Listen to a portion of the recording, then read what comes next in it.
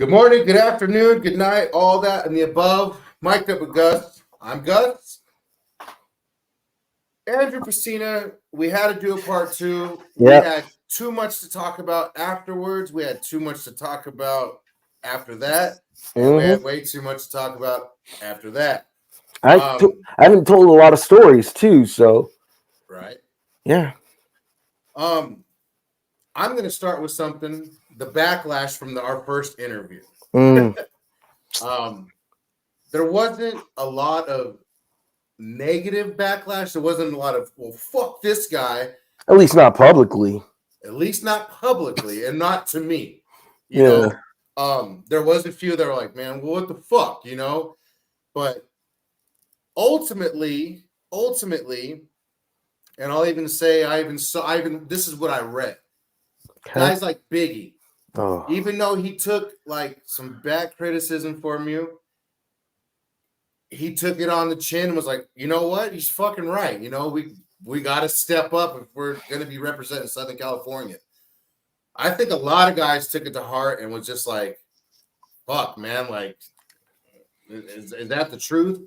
A lot of people were like, fuck this guy. You know what I mean? And you knew that was going to come, but like, you knew that I knew you weren't going to give a shit. I didn't give a shit. And I actually got some ridicule for like, why'd you do that on your platform? I'm like, what do you mean? It's not like I told the guy what to say. Yeah, Jarrell. It's like, I didn't tell the guy. Spineless piece of shit.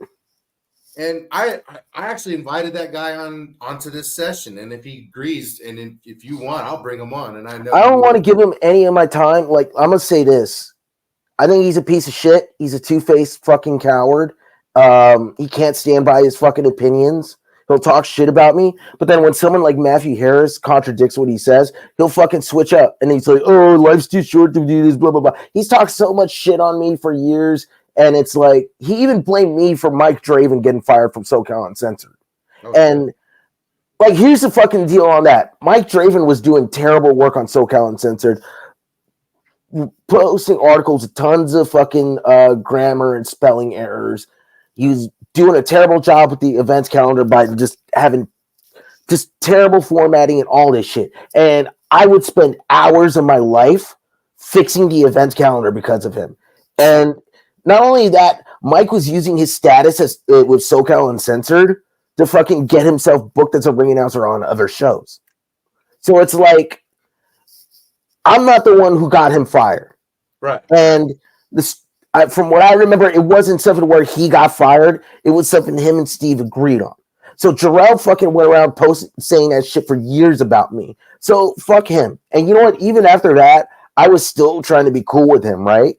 Mm-hmm. And it's just like, so before my first show happened back in 2022, like, this dude barely talked to me, right? No big deal. I don't really care. He was just like a background character to me in my life. You know, comes out once in a while, wishes me happy birthday, and that's it. You know, big deal. You know, he's nobody in my life. So 2 months before my show, this dude fucking hits me up, and he's trying to fucking gas me up, right? And he's just like in a private message. Is like, oh, bro, you excited? This shit's gonna be cool, blah blah blah. And I knew where he was going with that shit. Right. And I'm like, trying to get through the conversation. I just wanted to end it without being rude. As weird as that sounds, I try not to be rude to people. But Jarrell was going on, and then eventually he's like, hey, you know, by the way, if you ever need a manager, blah blah blah, I'm really good, blah blah blah. Maybe have some with me and Haas, blah blah blah. And the entire time I was just like, I knew it. I fucking knew he was going to do it. So I was like, and I told him the truth. I'm not interested in managers. You know, I'm not interested in bringing any in. But it was also like, if I did bring them in, I wasn't going to bring him Jarrell, because he's this guy who fucking always tries to fucking get himself over at the expense of the fucking people he's working with.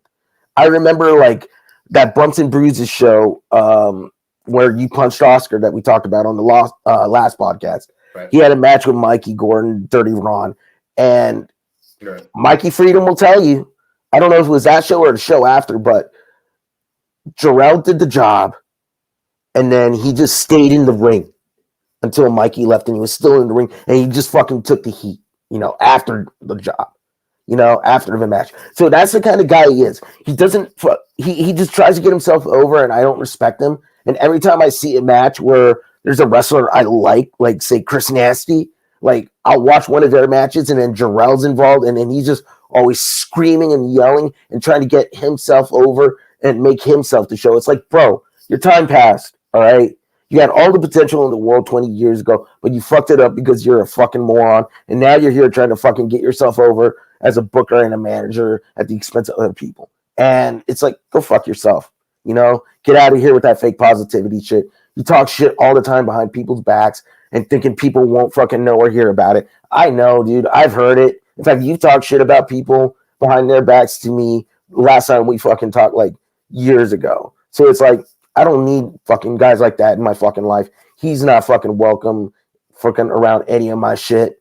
I don't want to give him any fucking platform or anything because he's a fucking cancer to the scene. Just one of many. And it's like, there's a reason why he got banned from PWG. Did you ever hear that story? No. All right. 2005 and 2006. I forgot which year. But Jarrell actually had potential back then. Yeah. And he was working for Gary Epps Pro Wrestling War at the time. And then I remember Jarrell, he was wrestling as Marcus Wright at the time. He would always come to PWG shows looking to get booked, but he would always end up like doing staff work and stuff. I remember one show they told him, hey, work the door. And, we were standing next to each other because the door was right next to the merch table and I was working at the merch table. And one day during the match, or one show during the match, he was just like, he goes like that to my shoulder with his elbow. He goes, see those dudes in that ring, bro? Someday I'm going to be in that ring. I'm not like 6 months, watch, bro. 6 months guarantee I'm going to be in that ring. Gary Epp ends up booking Jarrell in a match with Super Dragon.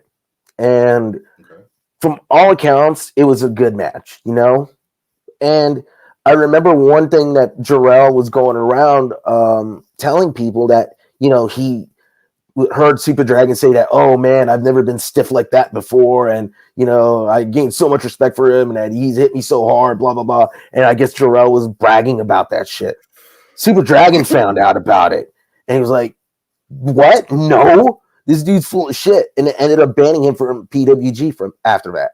So Jarrell's just a fucking idiot. Always has been, always will be, I have no respect for him. And I saw all the shit he said about me on your post. And then I was told he deleted it because he's a fucking coward. So it's like, I have no respect for him.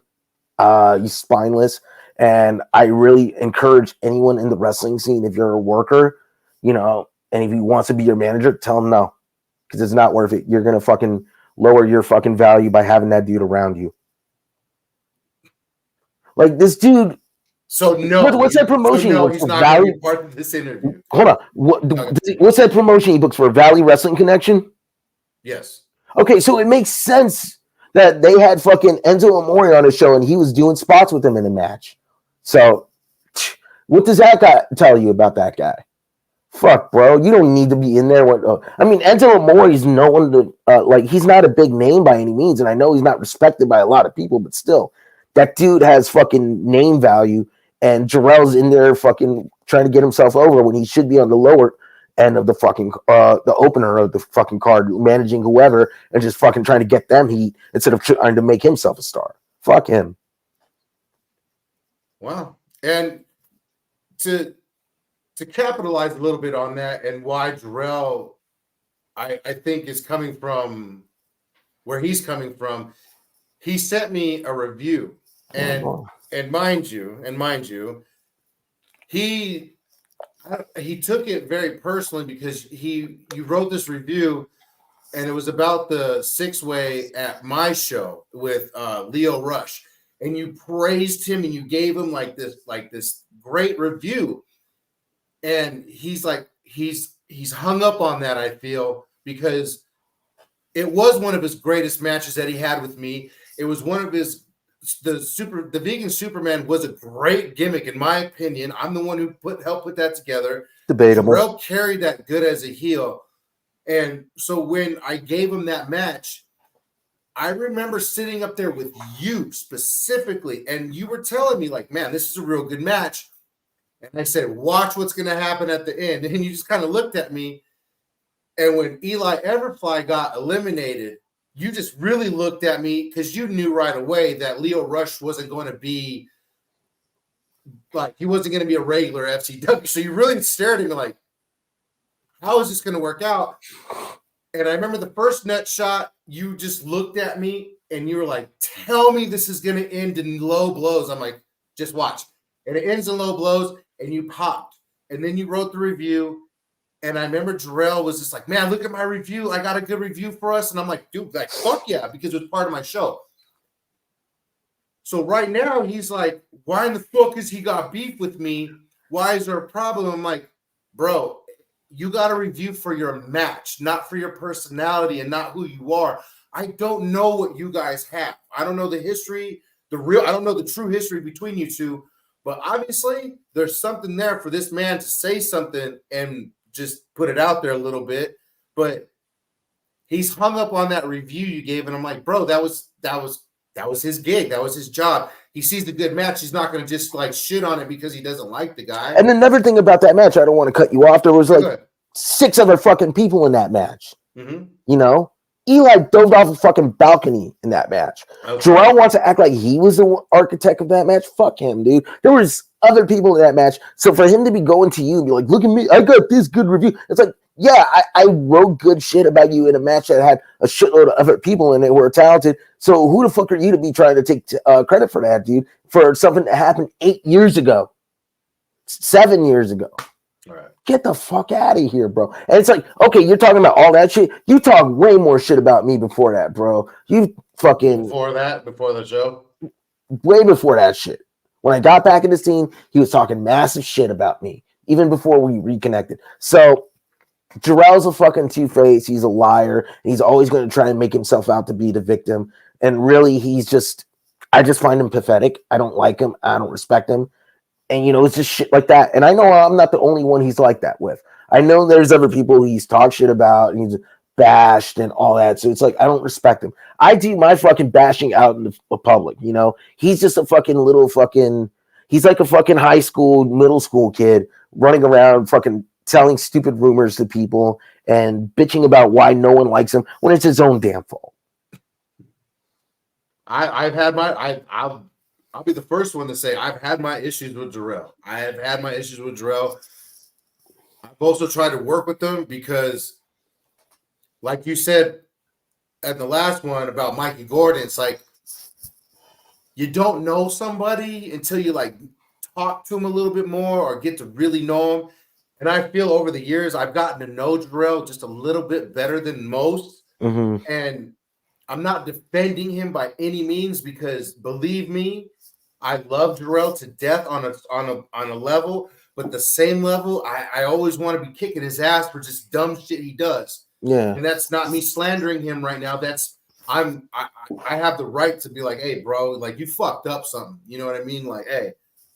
But the relationships I've seen him build around, and I'm not trying to make this all about Jarrell right now, but I've seen him shit on some relationships without having the facts. And it's like, bro, learn the facts before you start jumping on these bandwagons, man. And that's what the fuck I hate about Southern California pro wrestling scene is the bandwagon before you get the facts, you know? So yeah. You know, I'm just gonna say this and I'm gonna end it right here with Jarrell. I don't like him. I tried to fucking be cool with him for years, but he keeps showing his true colors, and I don't want him around me. If people think he's cool, then hey, that's your fucking thing. I'm not gonna argue with you about whether or not like he should be your friend or not. That's your personal decision if you're cool with Jarrell, but I don't like the guy, and personally, I don't respect him on, you know, on a personal level or a professional level. I just don't respect him at all. And I know I'm not the only one who feels that way about him. So that's really all I'm going to say about him. I'm pretty much done. I just wrote the book on that guy. I'm done with him. Gotcha. Fuck him. Well, spent 10 minutes talking about that guy. 10 minutes way too much. My apologies. It's okay. It's okay. I mean, this is what we're here for. You're the podcast host. I'm the guest and giving you what you want and what you need. This is what people thrive on. They thrive on negativity. I'm sure it'll get you another couple hundred hits. Whereas the positive interview I did with J Cal didn't get as many. So shows Hey, what you people really I like. watched that interview and I thought, I mean, no disrespect to us, but I watched it and I was like, shit, those are the things that I should have brought up. But at the same time, it's like, we all know that ain't fucking me. And anybody who knows me is going to sit here and be like, hi, Andrew. So, you just want to start shit, bro. And I respect that. It's okay. Who, me? Yes. Never I'm joking that. with you. I'm joking with you, bro. Never that. A little bit. Sometimes, and anybody can sit there and be like, oh, you kind of hold a grudge, you're bitter, and this, that, and the other. It's like, man, I've been through it all with a lot of people, and fuck them. You know what I mean? Fuck them. And I'm always going to say fuck them. And when I'm sitting on the toilet and I'm taking a fat shit and I smell something bad, I'm like, you know what? Fuck Benny. You know what I mean? So are we going to go talk about Benny now? Fuck his comeback, man. Fuck that. Man, I have no respect for that. I'm not going to bring up where he did his comeback. Everyone's seen it. SoCal Pro. I said it. But that's where he Don't sue me, Jeff Dino. Please, I just said your promotion's name, nothing else. I want nothing to do with any of that, honestly.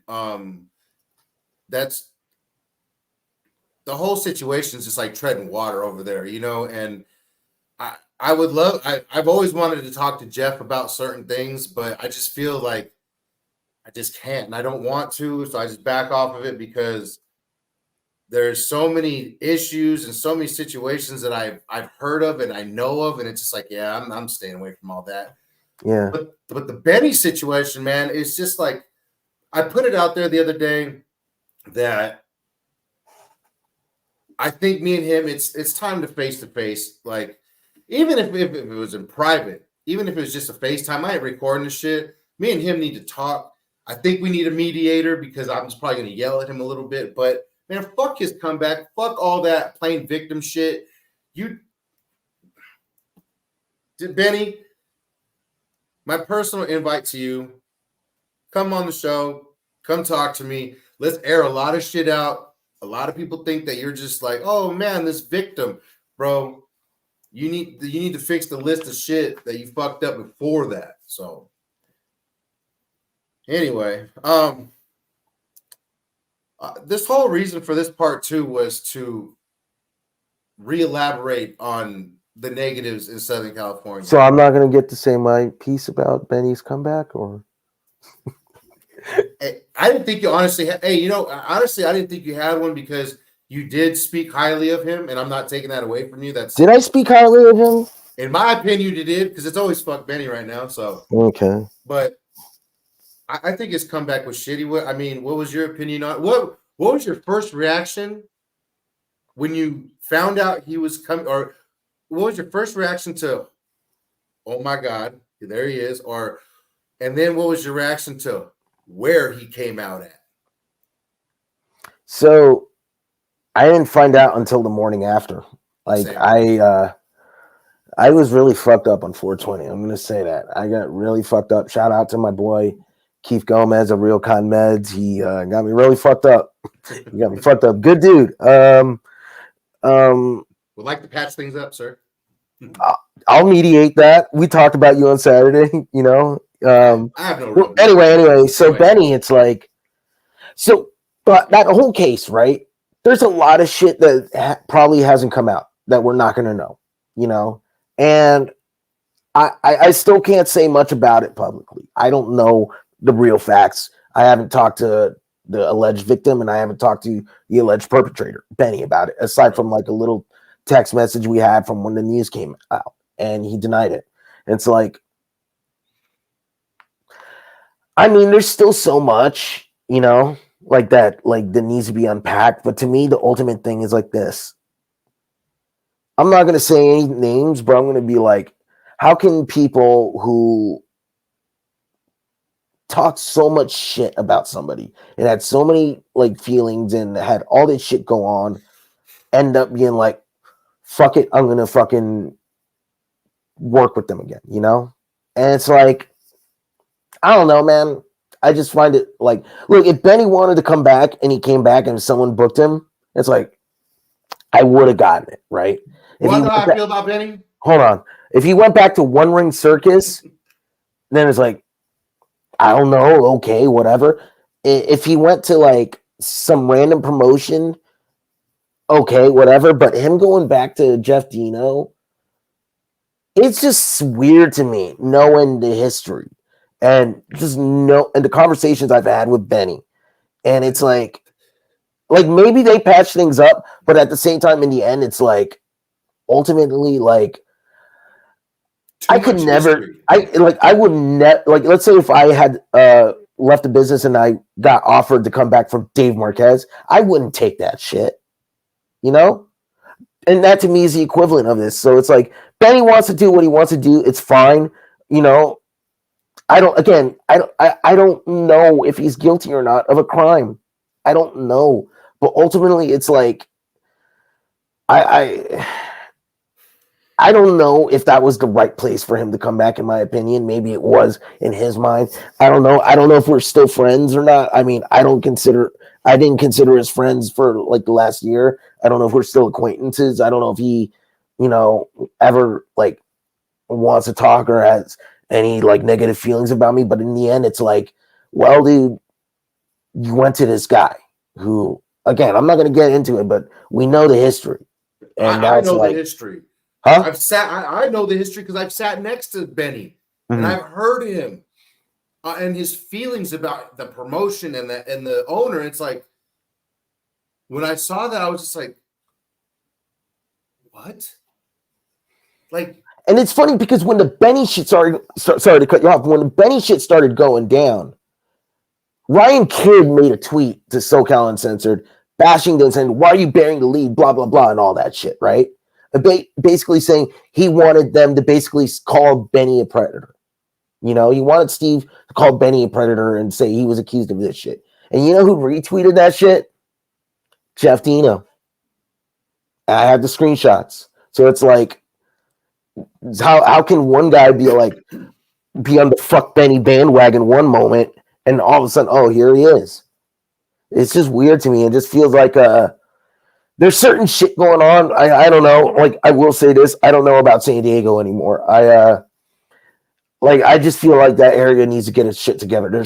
There's way too much potential there for some of this shit to be going on, and it's like I don't know, man. I just don't know. Like, my go ahead. my opinion on it is like, I mean, I kind of already said it, but it's just like it didn't make sense. It just still doesn't make sense to me. And the fucked up part is I don't inject myself directly into the shit. But it's like I almost want to know, like, how did this come about? Like, I am curious about that too. How did But this? aside from that, it's like I'm not gonna work with Jeff Dino or SoCal Pro. I'm sure he probably doesn't want to work with me or Epic Pro. And you know, there's no bridge for Benny here at Epic Pro professionally, and that's pretty much it. You And know, him reaching out to that promotion, I would assume that he reached out to you already to rival. You know what I mean? Because I know who he's reached out to, and I already know who's told him no. And it's just like, I know where I'm not going to see you. That's why it's weird that you're up there. I'm pretty sure we're going to see him on fucking Global soon. You know what I mean? Because there's no heat there. He'll take a cheap payday just to get back in the shine. But I don't see him going anywhere else besides maybe Global, where he came out at, and Baja Stars, if they're still doing it. they're That's still it. around. I Yeah. mean, I don't see anything else. I mean, at this point, it's like this. Let's say Benny is innocent. You know, let's say he didn't do anything wrong. I would still at least like for him just to like find something else outside of wrestling. You know, I feel like the doors like already fucking it's you know what I'm trying to say. I don't want to be too harsh, but at the same time, it's like it's like, bro, it's not worth it anymore. You know, Your time, your time is up. Like, there's just diminishing returns at this point. And it's like, if he wants to keep going, hey, that's his prerogative. I'm not gonna like put much thought or energy into it, positive or negative. I just know that he's not gonna be around Epic Pro, and he's not gonna be around my locker room. Pretty much, and that's pretty much it. You know, I joke before all the bullshit happened, before he started getting accused of things, I just had my beef with him over all the bullshit he'd ever lied about. And I jokingly said something to Disney when we were booking that FCW ORC show. And I was like, hey, man, what if I brought out Benny? And he was like, no. And I'm like, I was like, thanks for saying no now and not going along with some dumbass plan of let's try this. And then all that shit would have happened, you know? Yeah. But I remember joking about it. And I remember like him saying no right instantly. And we hung up the phone. And I remember thinking in my head, I'm like, I don't think I would have ever gone through it anyway. I think I would have got on the phone with him and just got mad, you know, and it's like, man, fuck this dude. So yeah, his comeback is a pity comeback, and I feel sorry for the person he lives with because she supports a fucking moron that's never going to get it together, and the shit that like that's true love right there. Because like, goddamn, man, I thought I'd done. They try to ruin some shit of mine with some fake ass lies. So I'm like, bro, I have some real facts. So we can always bring up those real facts, but I leave those facts of the relationship alone because it's like, that had nothing to do with wrestling. Mm-hmm. What had to do with wrestling was the dumb shit and the dumb decisions that he made and the little secret group chats and all this pulling my students to the side and all that shit. It's like, man, who the fuck are you to like just take over something that's not yours, you know? So just one of those cancers, man, in San Diego that just didn't help anything. And this comeback is just a lame ass excuse to get fucking 20 people who don't know the facts to pop for you, you know? So yeah. I want to get into something right now because I think I got your adrenaline going a little bit. You felt like you didn't speak enough on a certain promoter. Dave Marquez? I don't even have to ask any questions, do I? How would you like to start that? So I'm going to fucking put this out there because a while ago, Dave Marquez, and I got into a beef on Facebook, and he tried to insinuate that I ran from him when I was flyering one of his tapings, but that's not true. What happened was I went to the Irvine Spectrum where he had one of his shows. It was a Halloween taping or whatever or some shit. And I'm hanging out. It was at AEW Dynamite Title Tuesday and opening night of the NBA season that year. And that was the show where I think it was where John Moxley concussed Hangman Page or whatever. Oh. But I was trying to watch the Laker game. And at the Irvine Spectrum, they have Wi-Fi out there. And at the Irvine Improv, the comedy club they ran at, they also have Wi-Fi that goes outside. So the entire time I'm trying to get Wi-Fi, right? Okay. And I'm standing behind or in front of this, those big kiosk type things that are like maps for a fucking mall or some shit. Yeah. So I'm standing right by one of them, and I see Dave Marquez walking out, and I see Dave Marquez. I go, "Hey, Dave," and then he's looking at his phone like this, and he hears me. He goes, looks down at his phone, and rushes into the Unami Burger next door, which was closed and completely pitch black. And I was like, okay, that was weird. And I hear him on his phone at the fucking tables going, motherfucker. He's like angry and grovelly and shit. And, I'm like, okay. So I'm trying to get I'm like, all right, whatever. I'm trying to watch the Laker game. And the Wi-Fi keeps going out from the Irvine Improv. So I moved a couple of steps a certain way to get the Irvine Spectrum Wi-Fi. And it's just like that the entire night. I'm sure you've dealt with public Wi-Fi before. You know? So Dave is still sitting at the darkened Unami Burger for 5-10 minutes.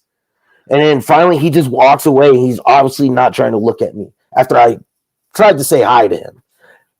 So we got into a little squabble on Facebook, and then he's trying to fucking act like, oh, I tried to hide from him that time. So I wanted to set the record straight. Dave Marquez ran from me after I tried to say hi to him. I don't know if he was really pissed off or he just didn't want to see me. I'm not going to insinuate he was afraid of me, but he tried to insinuate that I was afraid of him, and he tried to make some dumb quip about like, oh, don't worry, if you ever want to flyer at my tapings, you can come. You can come do so. You have my permission. It's like, I don't need your fucking permission to do that shit, bro. Fuck you. Right. Like, and you're flying for what? Your show? No, it was like, oh yeah, it was for my show, but it was like this one. Dave, why is my logo on the screen? Represent. Okay, but Dave was like, he was just trying to make it seem like I was scared of him, but it's like he's full of shit, you know. Like, there's a lot of shit people tell me that I really wish I could talk about on here, about like the way he treats them, the attitudes, and somebody even sent me a video of his behavior backstage, and it's like, God, this guy's a piece of shit. And I always see the shit he says on Facebook. Like, people are always sending me screenshots talking about like, man, look what Dave is saying now, and he's always saying some dumb shit that's like subtly bashing like the current generation of the wrestling business, or like some dumb carny shit like this fucking dumb Kickstarter shit he's got going on, where he's gonna try and get people to give him money to run more of his shitty shows. And it's like, bro, like, what? Wait, isn't a Kickstarter to start a business? Wait, what? I don't understand. I don't get it. I thought Kickstarter was to start a business. I know he's doing a crowdfunding project. That's what he's calling it. And that to me is just basically like, but it's the same. It's for the same shit. It's basically the same shit. I don't know if it's a either way. He's trying to get people to give him money for his promotion, which to me is just like, it's so pathetic, you know. And I'm sure people are going to give him money, and it's like, you're going to give him money, and he's never going to make money on this shit with the way he runs his shows.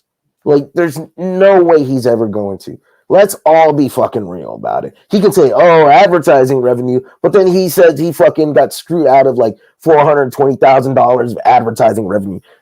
Bullshit. Yeah, okay, Dave, sure. But it's like, you know, he's saying all this shit, and are we really going to believe him given his track record? If he really had the money he was bringing in, like, he would have been running bigger shows and all that. It's like, now he's going to try and con people to give him all this money and shit, and it's like, whatever. It's like, you might have done a couple sold shows for arena promoters like years ago, but you haven't done shit then, and now you're trying to fucking get money from fucking people to run your fucking shit, because what? Why don't you fucking use money from your job, Dave? That's what I do. You know, fuck, asking fans for money, that's pathetic, you know. And I'm gonna put this out there: if anyone wants to put money into a promotion, shit, I'll talk. And you know what? I'm not gonna be one of these guys that like, just give me your money, you might not see a return, and blah blah blah. I'll do business with you. I'll do shit the right way. Like, Dave Marquez can talk all this shit he wants about me, right? He can like look at me in a certain way. He can like bash the fact that, you know, I guess I'm a toy promoter or whatever the fuck he's called me before. But it's like, bro, I'm not out here fucking groveling in public for money from people. So don't act like you're fucking better than me, you piece of shit. Especially when so many of your boys want to work for me, you know? When one of your guys always hits me up for fucking bookings, tells me a lot about you and where you're at right now, bro, and where I'm at. So I'm just sick of him. I can imagine who that guy could be. I'm sick of Marquez. I am just sick of the bullshit he spews. I am sick of his anti-independent wrestling attitude. It's professional wrestling. Shut the fuck up, bro. Like, that's such a fucking contrived and pretentious mindset. You fucking TV wrestling wannabe. You can't even fucking do old school studio TV right. Your fucking shit sucks. You're always trying to act like you're above everyone.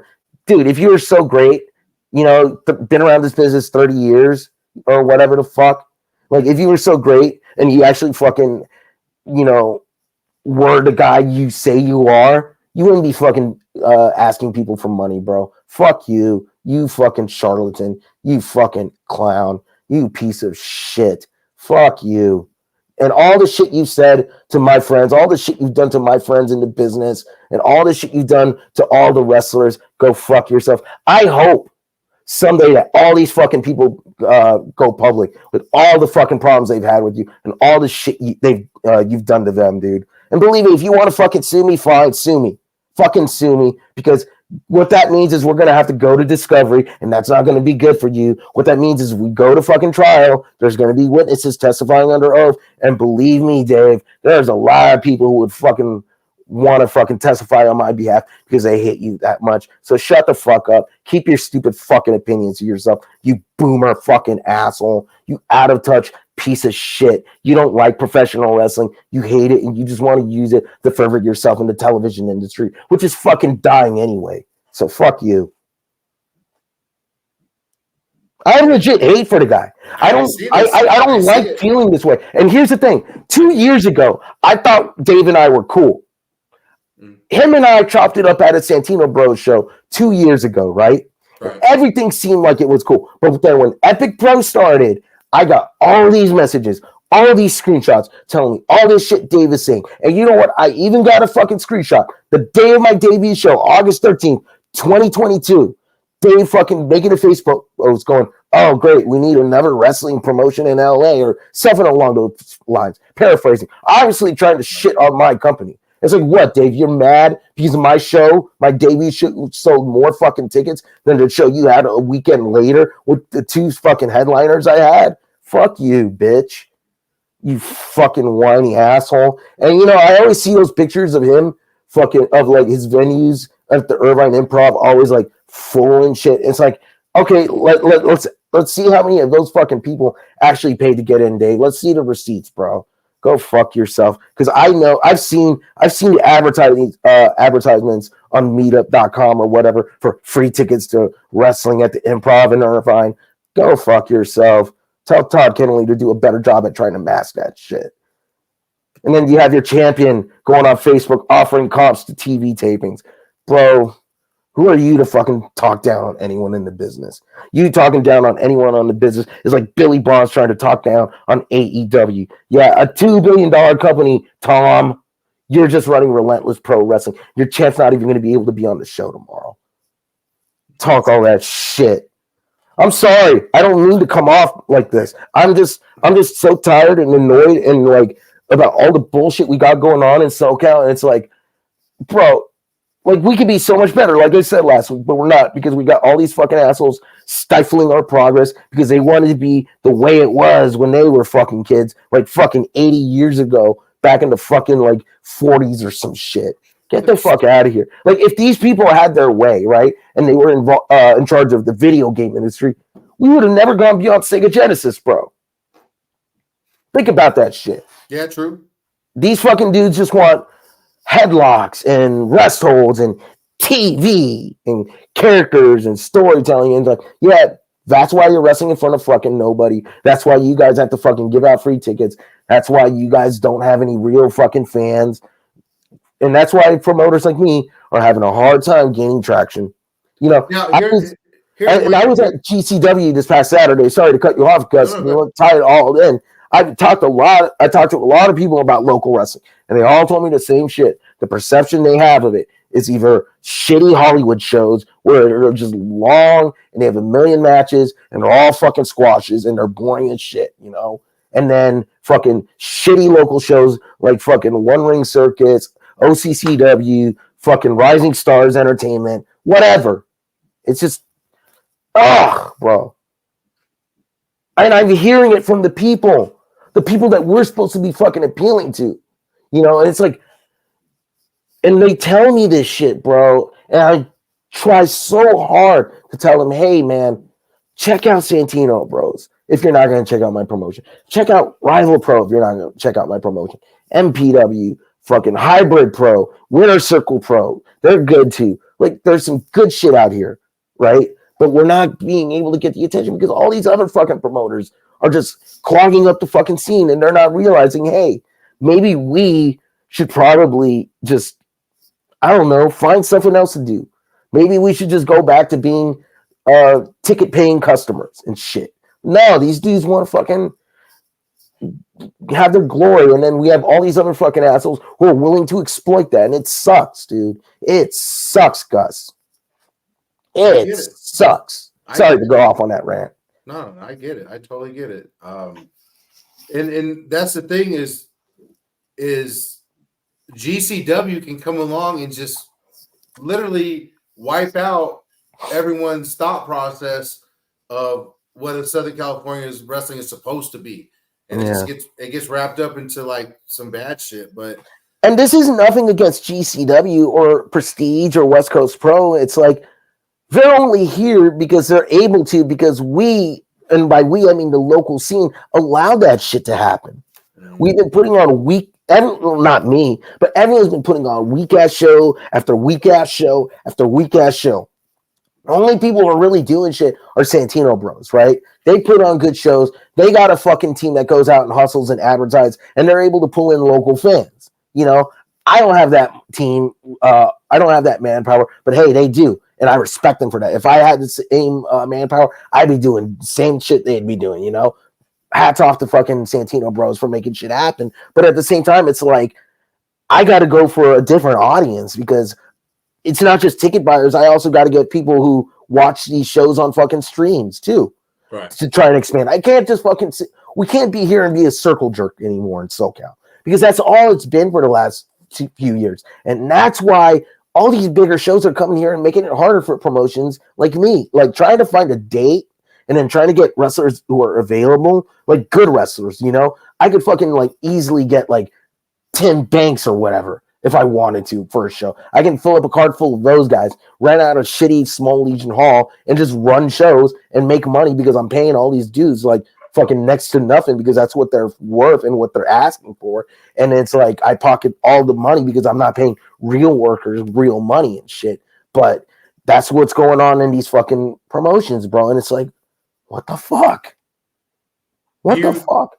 Do you think that, and here's a shitty question, and I know a lot of wrestlers are like, what the fuck? No. And I know they'll say no. But in order to make the scene better with better quality wrestling, and the wrestlers that know that they are better quality, is there ever a chance for some of these guys? And I'm not bringing up Ray Rosas to bring up Ray Rosas like that, because I this is just an example. Like, I know Ray Rosas has a certain like budget with you. It's like guys like Ray Rosas and Tito and Che and all these guys, is there capabilities of like asking them or telling them like, hey, is there a chance of just calling up these promotions, maybe cutting them a better budget, cutting them a better deal? You guys might go lighter in the show, but at least you guys have a better presence on the show. Is there any way to like maybe just start working together better on a roster instead of just trying to give everyone a shot? You know, is there a way for Santino Brothers to like I'm sorry, but there's no schools that I think are worthy of it. Shit. You know, I'm sorry, there's just not right now. There's no schools out there that in Southern California that are doing anything besides Santino Brothers. Well, so I got to say, the Millennium Wrestling Academy, MPW, which is where Ray Rosas is the head trainer at, Royce Isaacs is a trainer there. They're good. It's just that they're not getting themselves out there. No disrespect to that brand, but and they have weekly shows. It is an extension of Santino Brothers. Yeah, but the thing about MPW is they have weekly shows, which helps them develop not just their students, but people from all around SoCal. And that's what I'm saying is there any way, and this is my question, I guess, to Southern California, is there any way that the guys that are in that veteran status at Santino Brothers, at MPW, at Rival Pro, the Chris Nasties, Eli Everflies, those guys, is there ever a shot for you guys to go down to San Diego as a group and be like, look, guys, we're going to help you. We're going to fucking let's get some training in. Yeah, you got to pay for it. Yeah, if you want to be serious about this, I think Santino Brothers should extend something like, hey, let's fucking help the scene, because they're a legitimate school, and I think a handful of those guys can go down there on some off time and be like, hey, I know some of you guys got some open space. Let's fucking make this happen. Along with, let's get these guys on the shows to help them boost up the shows. You know what I mean? Like, let's boost up the scene. I understand giving everyone a shot. I understand all that. But a lot of people are working with the budgets and shit, and that's where you get upset. It's like, well, if you're going to work with a budget, then why are you doing it at all? That's where I was. I was on the same fucking thing. It's like, All right, I'm only gonna throw $500 show. Nah, bro, you got to throw $2,000 show. You know this, you know. Do you think there's possibilities within that? Do you think there's anything with what I just said? Do you think there's like, would you be willing to like reach out and be like, I mean, I'm talking like you sit there and you talk all that shit. It's like, are you willing to reach in your Rolodex and be like, yo, man? I fucking tried. I've given up on San Diego personally. I've given up on them. And this is not a knock on anyone there specifically personally. It's just that right. When I look at San Diego, it just feels like there are 3 leagues of wrestling promotions there, right? One is the one where people go and get exploited and they never advance and they're just being used by some guy who owns a school to fucking have a cheap roster so he can run birthday party shows. Then there's the random fucking shows that happen from here and there. And then there's the shows where it's just buddies booking their buddies so they can have buddy time. Because that's all a lot of these fucking people care about these days in the wrestling scene. I'm talking about workers and people who aren't workers, like not wrestlers, like being involved. They just want to have fucking fun time or they want to fucking get themselves over, you know? They don't give a fuck about the betterment of the scene. And that's what's frustrating to me. And it's like you bring up like all this shit. Like, what if they this have? I'll say this. Santino Bros would be great as a franchise because I'm sure Joey would probably like know, like, okay, if I'm gonna put my name out there, if I'm gonna put my brand's name out there, I gotta make sure it's legit. And I'm sure he'll probably get his guys who've trained with him or trained with him like to run those schools too. Sort of like how like a jiu-jitsu like system is ran. You have like the guy in let's say 10th Planet, which is where I trained. You have Eddie Bravo at HQ. Then he has all his black belts around the world opening their own schools and teaching. And then they'll go to him and they'll learn from him the latest techniques, go back to their schools. And then he'll go to their schools every once in a while to check in and, you know, all that shit, you know? Santino Bros could be that. And I feel like the only hope for SoCal is if Santino Bros was like 10th Planet or Gracie Baja Jiu-Jitsu or any of these other franchise chains that you see in martial arts. They would Santino Brother franchise. I'll anybody at Santino Brother sees this, I'm telling you right now, go knock on Joey's door, say, hey, you ever thought about franchising? Oklahoma, dog. Oklahoma. Fuck Oklahoma. Fuck you guys. Hey. Anyway, but I've told this to Eli before, like, hey man, I think it'd be cool if like Santino Bros franchised the name out and, you know, had a curriculum and all that, because I think that's like the biggest thing. Like Santino Bros has set a standard, and with Millennium Wrestling Academy and MPW and Ray Rosas, you know, training guys like Danny and Brendan Devine, and they're training their students, like they're slowly getting better, you know. It's just a matter of like they need to get themselves out there more. But like, that's an example of like how Santino Bros has helped improve the scene. You know, Ray Rosas went to that school, and I alluded to this on the last podcast when Ray Rosas went there, and Bo Cooper was the trainer at MPW, and then Ray took over, and then everyone liked Ray better. You know, I'm not going to tell the full story, but everyone liked Ray better. I saw noticeable improvements in all the wrestlers when Ray took over, and like there was a lot of like positive shit going on at MPW ever since Ray came in. And I talked to Ray about this, and he's like, you know, a lot of it is really just shit that was passed down to him from Santino Bros. So I think Ray Rosas and the Millennium Wrestling Academy, not to disrespect the Millennium Wrestling Academy, because they have their own identity, you know, they're not Santino Bros, but, you know, I think they're proof that you can get a Santino Bros trainer, you know, and they'll go somewhere and they're going to be successful, you know? Right. And I think it's like, if Santino Bros, because like Bell Gardens is pretty far from a lot of people in LA. You know, LA is a big ass area. And it's like they could open up a place in the San Gabriel Valley. They could open up a place in the Long Beach area. They can open up a place in West LA. They can possibly go to Orange County, you know? I think like Santino Bros, like, really could do a lot if they tried to franchise out their name. But at the same time, we don't know what their finances are. We don't know what their overhead is, and we don't know if they're capable of doing that. We don't know if they have the infrastructure for that. But if they considered it, I think it would go a long way for SoCal, because everyone else, aside from, like I said, Millennium Wrestling Academy and Cholo students, like, no one's doing shit. And I see them. It's like we have matches where fucking guys don't know how to do Russian leg sweeps correctly. Like, I've seen this on more than one fucking show, and it's like absurd. What would you think about like Joey doing like a trainer's program? Like say these schools down here, like it's kind of like the patch over, like motorcycle type shit, where it's like, okay, we're called this such and such school. We're Gus Pro Wrestling. Like, we're Battle You. Yeah.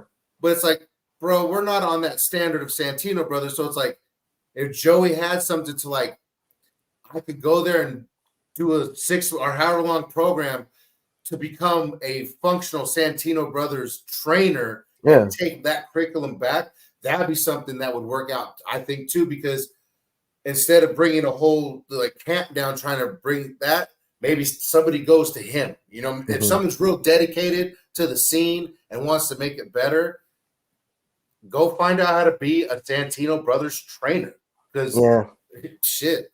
I mean, that's assuming there's people in San Diego who don't get a problem with it and try and sabotage them. But you know, that I mean, that's one reason why I won't go to San Diego, because I don't want to try and get sabotaged by somebody. Not going to name any names, but I'm sure you're probably thinking Jeff Dino, but I'm alluding to others, so I'm just going to say that. Gotcha. There's just a lot of snakes down in San Diego now. It's trust me, man. Like, I know them all. I know them all, and like, you know, it's sad that, you know. Like, and I'm not. Let me just emphasize this. I'm not saying everyone in San Diego. Right? There's people that I like. It's just that there's certain people that I'm just starting to find out about that I'm not like sure on, and it's like, okay, I'm just not even gonna bother, because I don't know, let's say if I hear about one of these persons who has connections and then they use those connections to get my show shut down, like I'm not gonna risk it, you know, because some fucking goofball has some weird agenda and wants to take over or something. I'm not gonna allude to who. And I'm not alluding to Jeff Dino, maybe. I'm just saying there's a lot of people down there that I just don't trust. You know, it's a mess. San Diego needs to get its shit together, and I hate saying that, but it does. It does, and I'm from there. I'm born proud, raised, got a fucking birthmark. You know, it's a. But then you moved to Oklahoma, so. Hey man, rent's cheap right here, and I'm trying to open up a restaurant. So rent's cheap in fucking a lot of places, but I ain't moving fucking out of California. Fuck that. Even the cheap places in California, I'm not leaving where I'm at. I'm good. He said I'm good. I was just tired. You know, some of the toxic shit of why I left San Diego had a lot to do with wrestling. I mean, there was just. Can I be honest? That's fucking sad, bro. What? Letting wrestling dictate your life choices? Like, come on, bro. Yeah, but you know it was much deeper than that. And that wasn't like a big fraction of it. It was just added to my pile of life that had going on. It's like, you got to understand, I put a lot of me into wrestling. So it's like when someone goes and jacks your ring and you go to the sheriff's and you read the report that fucking Mikey Gordon jokes around with the sheriff, and it's like, what the fuck? Like, is anybody taking this seriously? So it's like, yeah, bro, like I'm not saying wrestling, it could have been fucking Walmart that I invested in, or Chick-fil-A that went down in flames, you know what I mean? Mm-hmm. It just happens to be wrestling that dictated some things in my life. It was a percentage of it, not a huge one, but the toxic shit that was going on in wrestling was just like, man, if I just walk away from this group, this shit, just take care of my wife or my daughter, I'll be all right.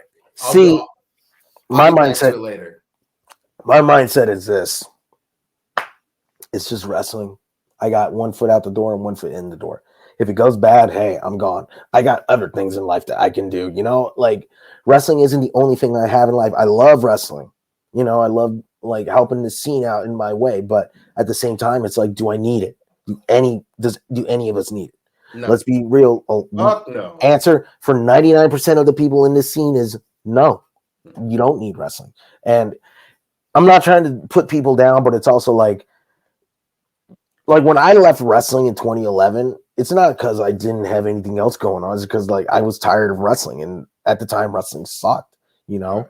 And I wanted to pursue a career in MMA and shit.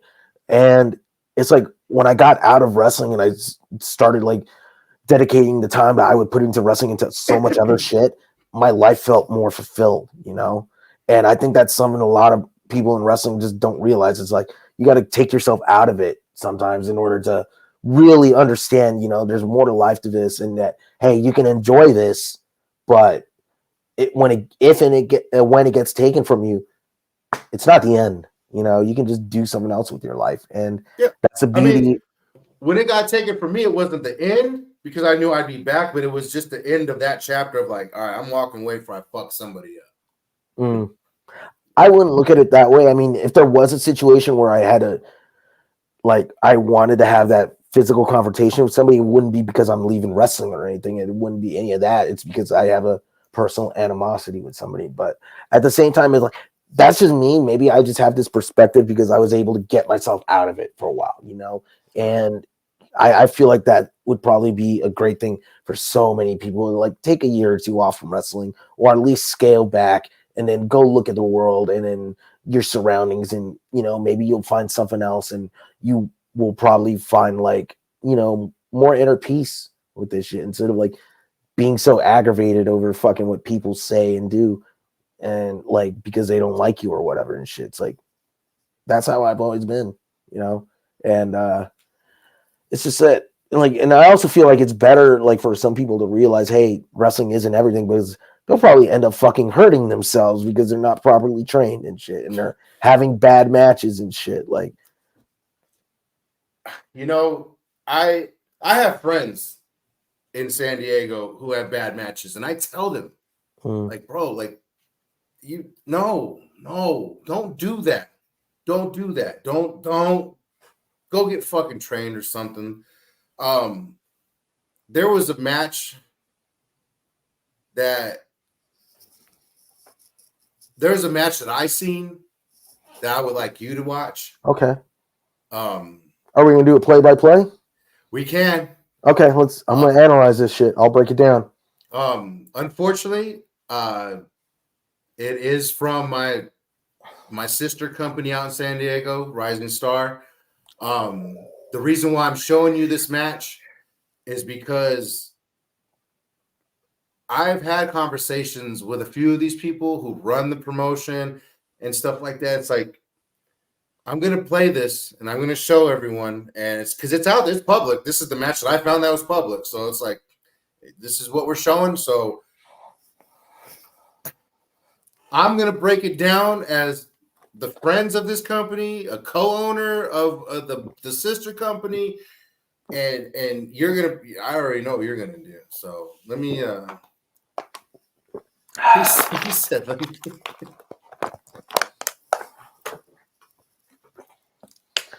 Ty Williams versus Dynamite Pegasus versus Rich Bagu versus Legendary in a 4-way.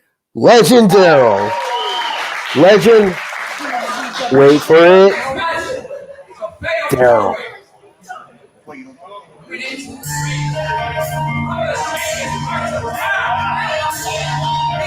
Bro, look at this ceiling fan above the ring. Holy shit. That is so dangerous. No shit, huh? Like, this place should not be a wrestling venue. I know the ring is small, but this should not be a wrestling venue, bro. What the fuck? Especially with the ceiling fan. Someone's gonna get hurt in this show. One of these shows. Look how interested these fans are right now.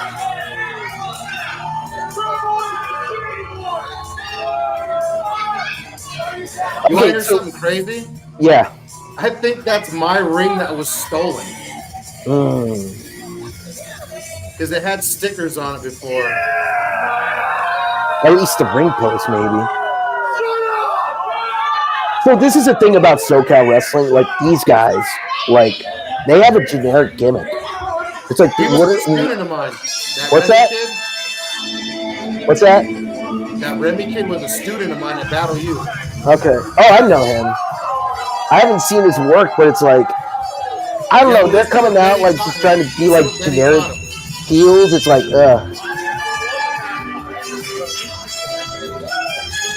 How old is this kid? Holy shit! No idea.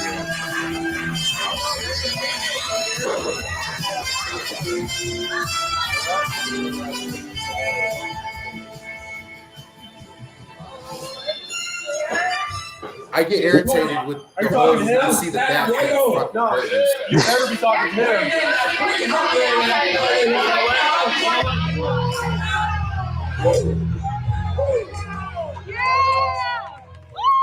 Well, he looks like Almighty Sheik. Jesus. Doesn't he? Looks just like him. Former NWA World Champion, bro. I like Rich. Rich is a guy that is very dedicated to pro wrestling. He definitely has put in his dues, but I want him to train fucking more, and he knows it. I saw that match he had with Tim Banks I told you about in the last podcast. It was one of the worst things I'd seen in my life. Maybe he's gotten better. Maybe he's gotten better. We'll see. We'll see. I haven't seen anything lately.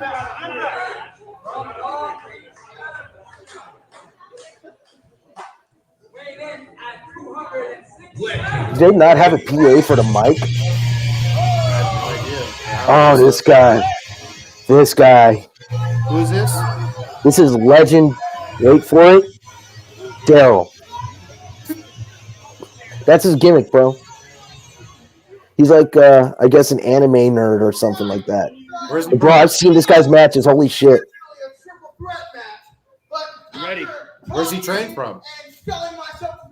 OCCW, I think. Because I never see him on any other shows. I've only seen him in OCCW and all those other shit shows from Orange County.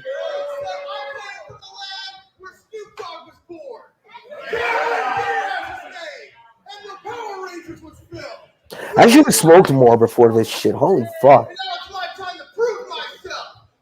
Why is he cutting the promo? He's just wasting our fucking time. No idea. This is a waste of fucking time. It's not even good. It's not getting heat. It's time for y'all to stop waiting for it any longer. Here you go. Fix the mic. It was broke. It was off. It was off. Yeah, look at all the heat that generated. That's such a fucking waste of time, dude. What a waste of time. I'm already mad. I'm already mad, dude. This is what I'm talking about, bro. He said I'm alright. Do you want to make out or? Nope.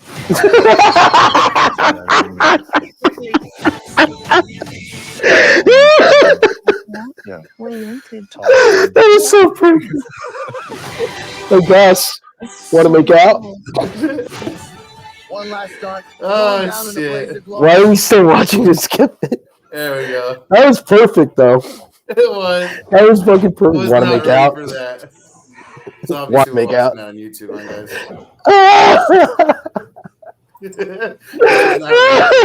Want to make out? That was perfect. I looked down and I thought their PA system had kicked in. It's like when you go to a show, they're using entrance music from YouTube and then the ad plays before it. Hey, guilty. Fucking guilty. That happened with AAA once, too. All right, I'll be JR. I don't want to be Jerry the King Lawler. I'm not a pedophile. Be Michael Cole. I don't like him either. I'll be Taz. I'll be Taz.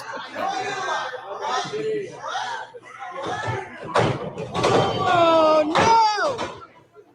Look at Legend General striking, bro. Like, holy shit. Yeah. Like, this is the most unconvincing. Oh my god.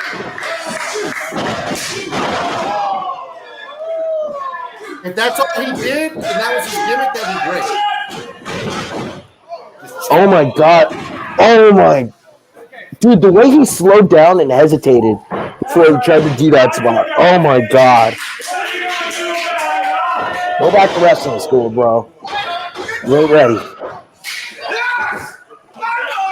What should he do?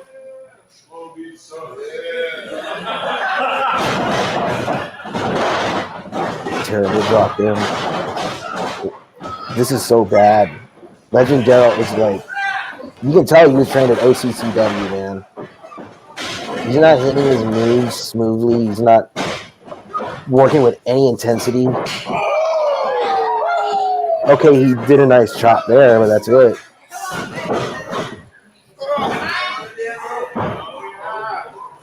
Did you see that, Gus? Did you see that, Gus? I think so. This dude's obviously not ready to be doing this kind of advanced shit. I don't even know if he would have fucking like. There's no way he would have passed the beginner's course at Santino Bros. Like just the way he's standing right now. I mean, maybe that wasn't his fault there, but Jesus Christ.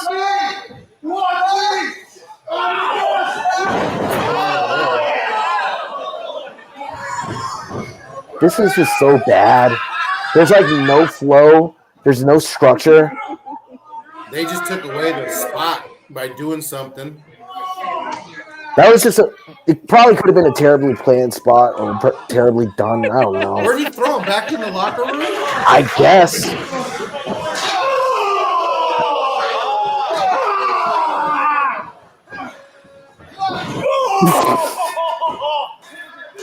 This is so bad. Like, dude, what the fuck was that just now? Come on, Sheik. Why did Dagu just stand there and Jesus, dude. This just does not look good. Why like just What the hell is that? Yeah, what the hell was that? Oh. Wait, was he supposed to kick him? I don't know. Yes, I guess so. Bro, this I dude's feel they're doing the AJ Styles. the way this dude Dagu walks around is just this dude does not have good footwork. He doesn't have good wrestling footwork. That guy obviously didn't get light for him, or he couldn't do. One of them fucked that up, or both of them. He didn't get light at all. Yeah, I don't think he got light. Oh my god! Is he working over the right leg? Oh my god! There's no technique. It doesn't look convincing at all. This is terrible.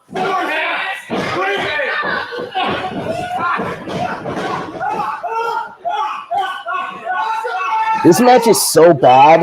Like, everyone's botching spots. Everyone's moving slowly. It's like they're wrestling underwater. Like, the timing is so bad. I could tell, like this legendary kid needs to go back to fucking wrestling school. He needs to go to Santino Bros. He needs to go to fucking Millennium Wrestling Academy. God damn, he sucks. And I don't know the kid. I'm not trying to hate him personally, but he's terrible. He's going to hurt himself. He's going to hurt someone else.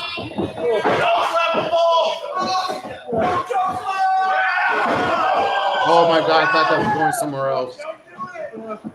This needs to be the cleanest move of the match. One, two, we need something more! This isn't working! One. These guys move like slugs.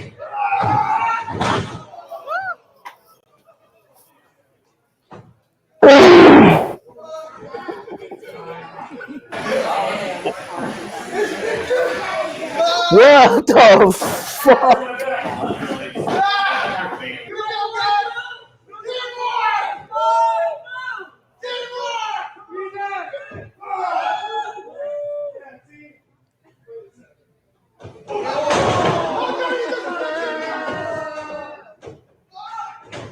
Oh my god.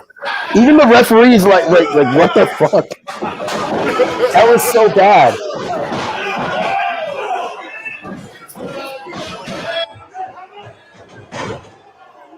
He said Hadouken. Was someone chanting Bagoo? I think so. It's over? Yeah. I mean, that was the only decent spot of the match. But holy fucking shit, Gus. Holy fucking shit, that was terrible. Holy fucking shit.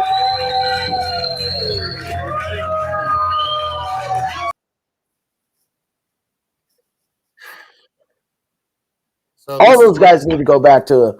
They need to go to Santino Bros. So this is ultimately what you're talking about, correct? And those are friends. One of those is a friend of mine.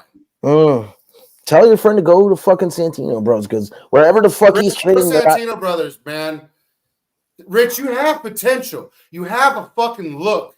You have to know how to use it. I mean, look at Haas. Look at Brody King. Look at those guys, bro. Take your ass up there, man. Put in the fucking work. Like your door is your age and your door is not that that great for you, Rich. And I'm being honest with you.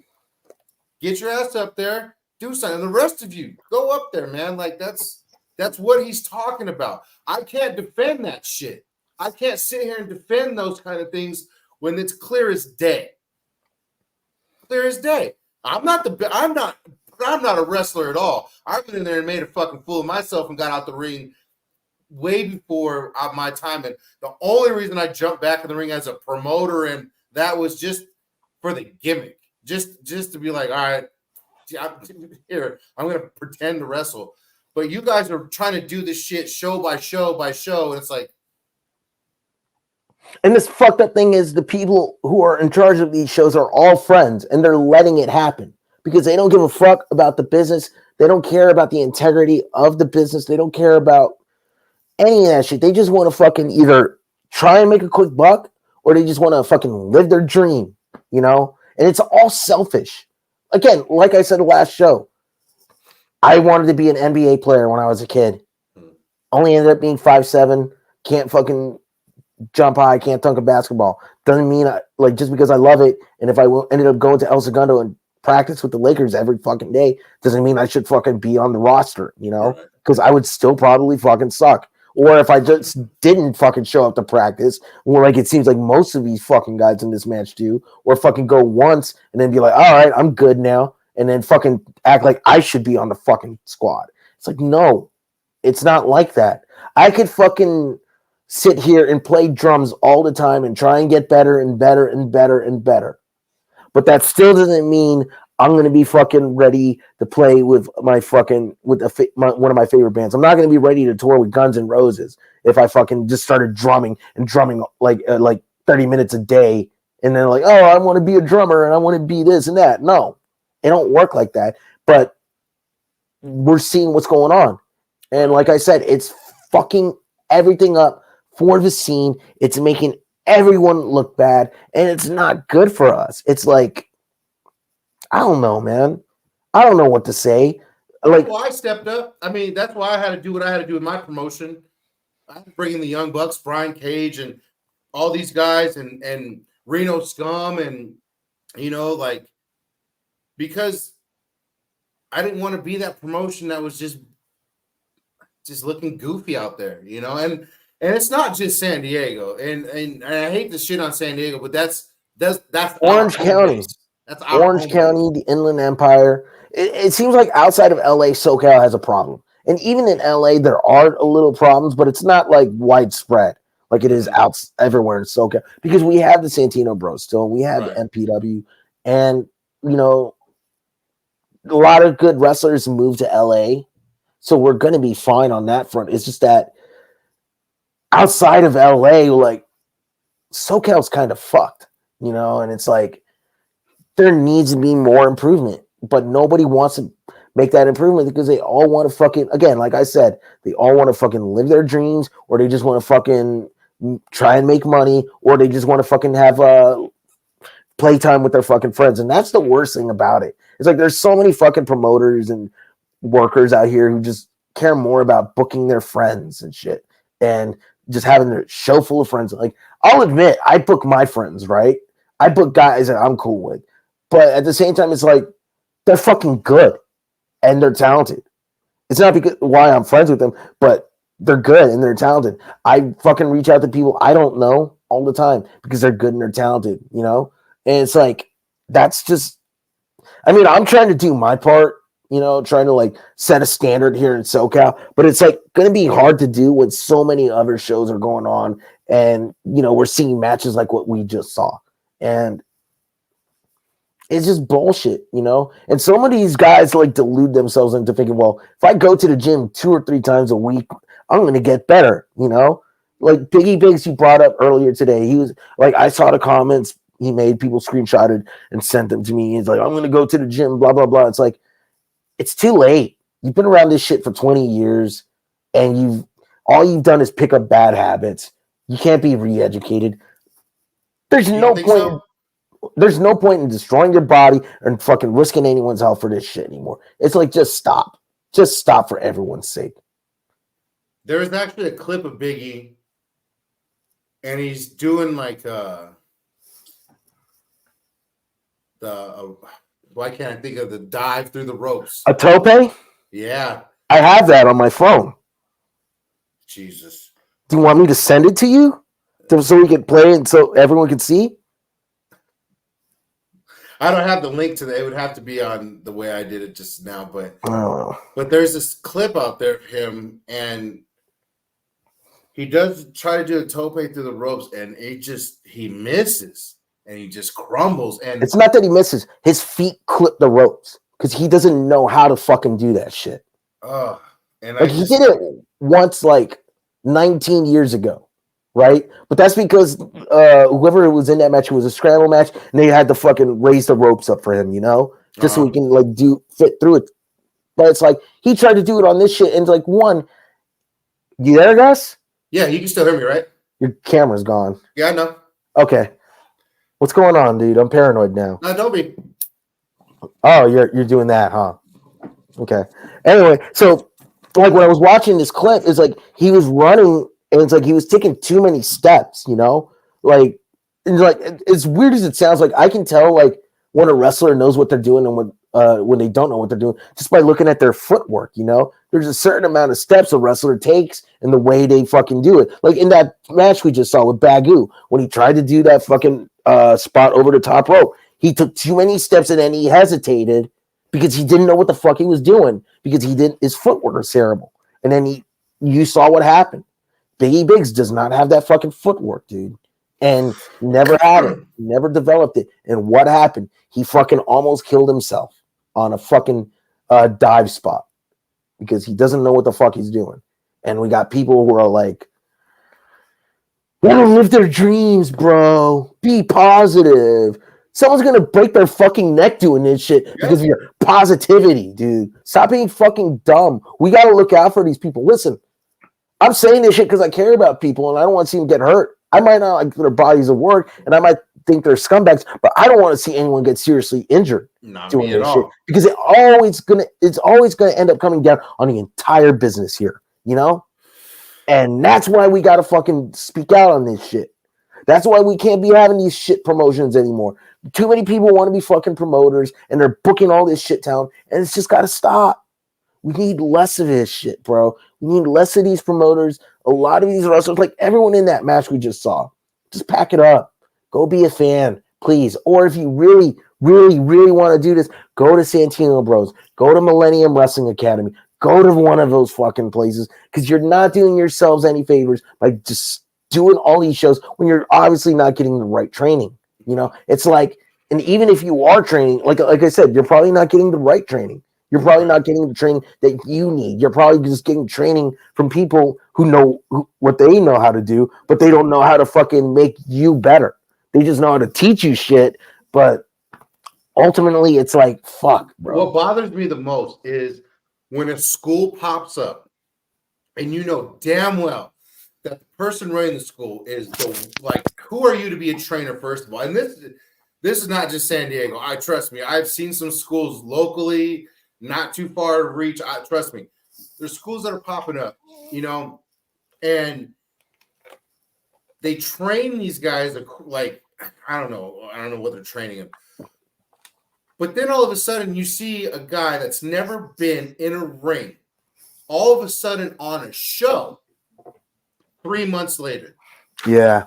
After getting maybe 6-7 days worth of training, a month, and then on top of that training, what is it? It's mostly drills, running around, stretches to make the fucking coach or trainer feel like he's doing something. And then it's like, go do some forward rolls, kid. Yeah, and then you get this fucking attitude. These trainers and coaches and owners of these schools get this attitude of like, well, I have a school. I have to produce students and here. And it's like, okay, two things, guys. You as a student, you're a direct reflection of your trainer. So go out there and think that you're a trained wrestler. Go ahead and do that. And then let the promoters know, hey, that's who trained me. Second thing is, I'm just letting you know right now, we can tell that you're not trained.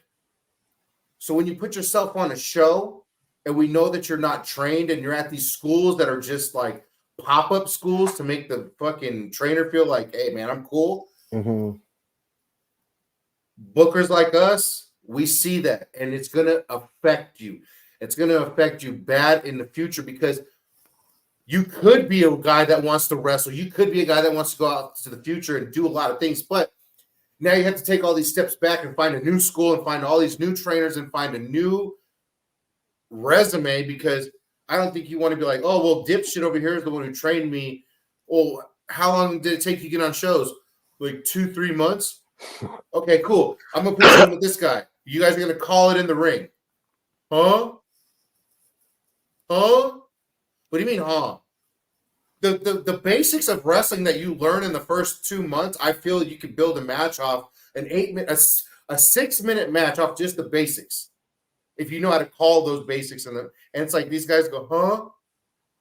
I get where you're coming from, and that's my frustration. Is I had a school and I was trying to do the right thing and train these guys and get them trained and teach them more than just sell the chop. It's like, fuck, man. I get your frustration, man. I really do. Mm-hmm. I really do. And it's like you said it, like you understand trainers and owners need to fucking turn out students and all that shit. But there's a right way of doing it and there's a wrong way of doing it. We see Santino Bros doing it the right way. They're taking their time with their students. MPW has been doing it the right way. They're taking their time with their students and shit. And there's a fucking I'm trying to find the right terminology for it. There's a way to do it. There's a formula for this shit. Right. You know?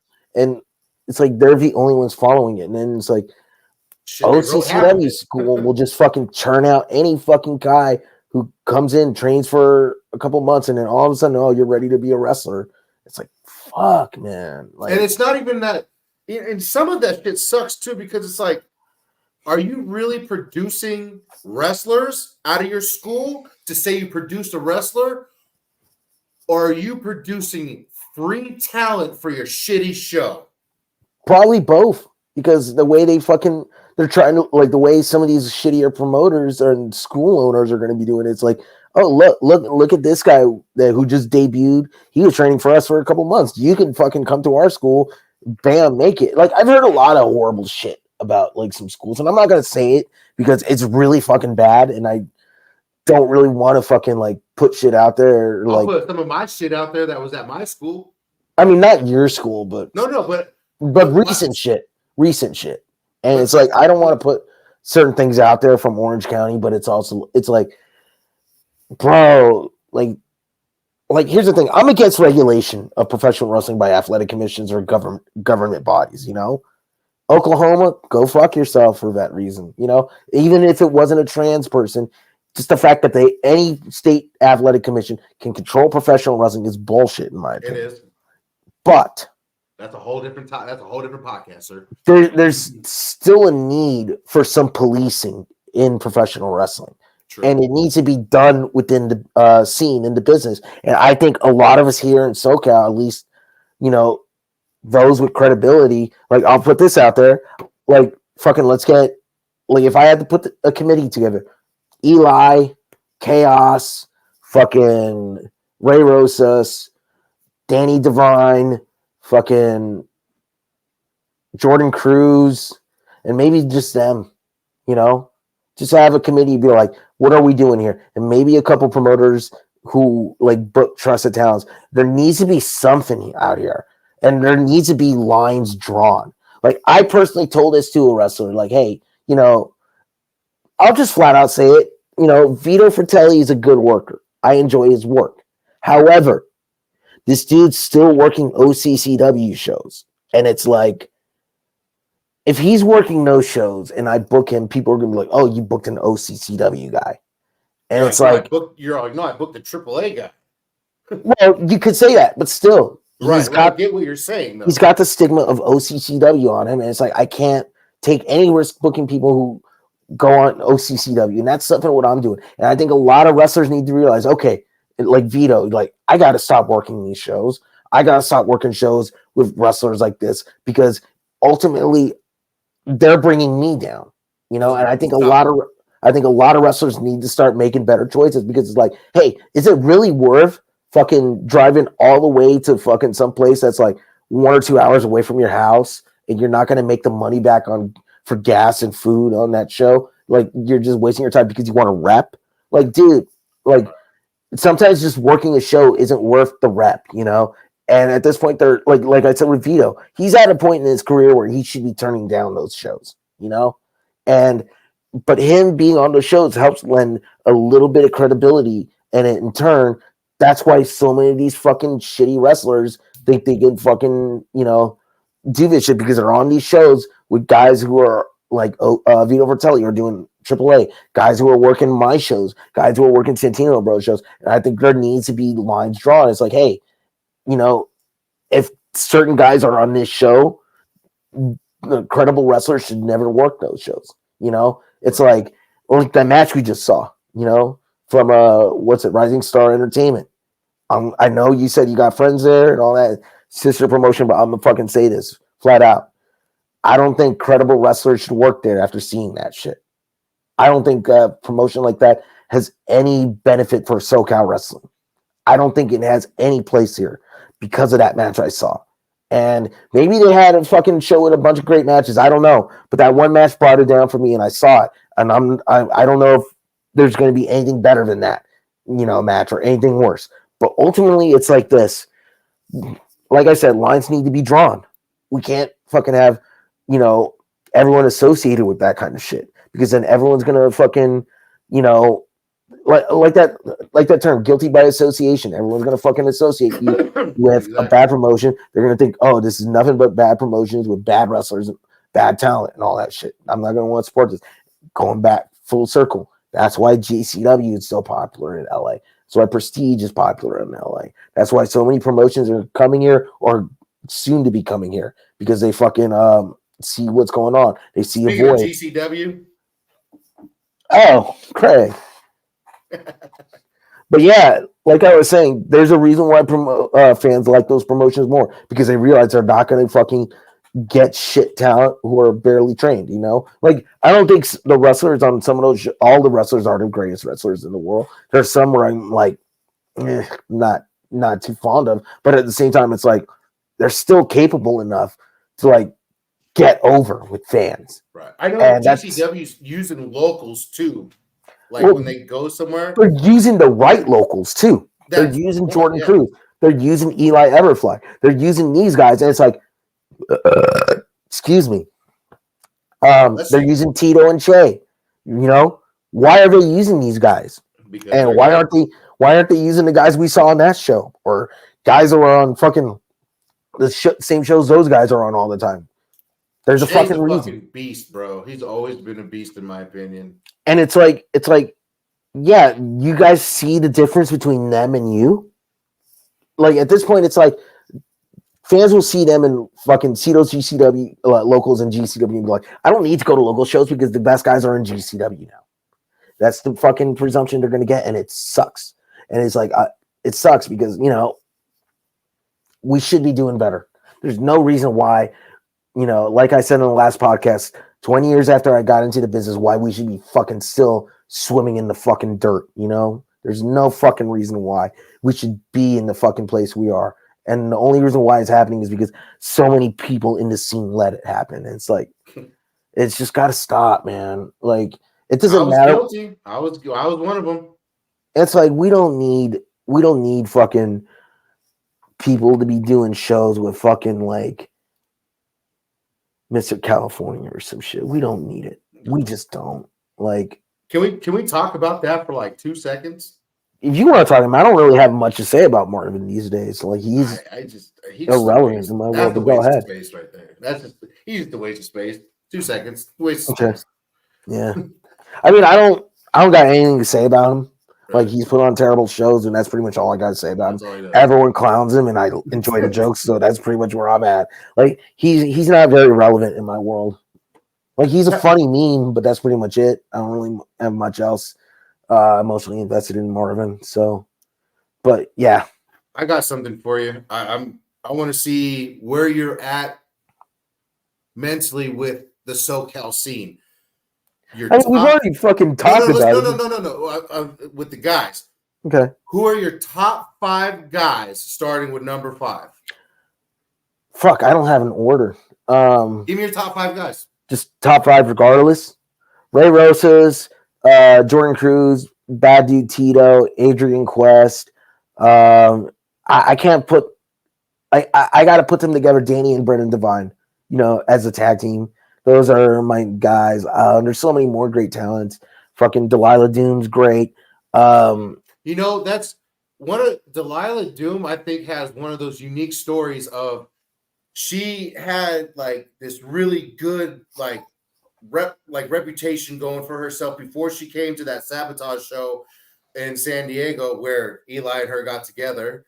But she was already doing really good. You know what I mean? And she's one of those ones who I'm going to step my game up. And she jumped in Santino Brothers ring, and I've done nothing but seen her flourish in what she's doing out there. And when I seen you put her on, I knew instantly. I was like, oh yeah, she's definitely doing her thing out there right now. So shout out. She's amazing. She's I remember seeing her when Benny started up Ground Zero, and she was doing really good there too. Yeah, she's one of the best we have, male or female. I wish Johnny Robbie didn't get injured. She was so fucking good, and she injured. She got injured the week of my November show. Oh, I didn't know that. She injured her neck, and it has been out since. But she had so much potential, and I really hope she comes back because I know if she comes back, she's gonna do great. She's Santino Brothers, right? No, it's MPW. Oh, okay. Yeah. Fuck, there's just so much good talent. Like Zyra, she's very underrated. It's she just needs to fucking get a break, Right. She needs to be on some bigger shows. I know she's been doing a Mission Pro Wrestling in Texas, fucking Thunder Rosa's promotion. But once she's in places like Prestige and all them, she's gonna break out. She's got so much fucking talent. She deserves to be on more shows. There needs to be more shows with talent like her, on fucking here in SoCal. Who I'm high on is Chris Nasty. Chris Nasty is a fucking great talent. He's a dude that I wanted to use when Ep.3 started up. I had him on my radar, but then when it was time to bring him in, he ended up getting injured. And then when he came back, there was some he would get booked elsewhere. It's fuck, but the stars have finally aligned, and now he's part of Ep.3. Good. Dude had a great match with Ray Rosas back in November, and a really great match with Zokre at the last show. Cam Gates is another guy who's so fucking good. That dude's Cam Gates is so fucking good. He went from being one of Jake Atlas's lackeys to fucking being a star. Nice. That dude's so fucking good. Big Dick Hoss, my boy Hoss. That guy's also really fucking good. And just fucking motherfucks people with lariats. And I'm always happy to see that he's posting that he's in the gym and shit, trying to work on his shit. I respect that so much about Hoss. You don't need to be in fucking, the shape that Che Cabrera is in to be a good wrestler. You can be a guy like Hoss. It's just you need the endurance and conditioning to do that. And that dude's always working on himself. Work on your frame. I respect that so much about him. Lucas Riley, Dom Kubrick, the Krusty Crew are a really great tag team, and I hope to use them more often. Even though he's in Vegas, Matt Vandegrift, so fucking good. Him and Damian Drake, another tremendous tag team. And I got them and Chris Nasty against Brandon Gatson and Doomfly at our next show on June 2nd. So that's gonna be a fucking sick match. Like that's the kind of shit I want to see in SoCal. Like talented wrestlers being in matches with other talented so Chris wrestlers. Nasty's in a tag team match? Trios. Okay. Yeah. It's gonna be crazy. Creative. He's creative. That's why I was asking. He's very creative.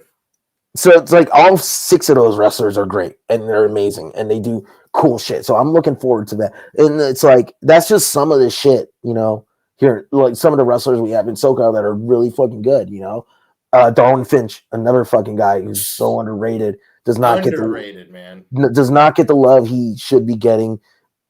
Just super talented and always like he's a team player. That's what I respect most about Darwin. Because there are guys out here who are talented, but they're also fucking selfish. I'm not gonna name names. I'm sure you can probably connect the dots, but like they'll say shit about like how they should be on every show, complain about how they're not getting booked. But Darwin's a guy who doesn't complain. He just wants to work, and when he gets an opportunity, he fucking works. And I respect that so much about him.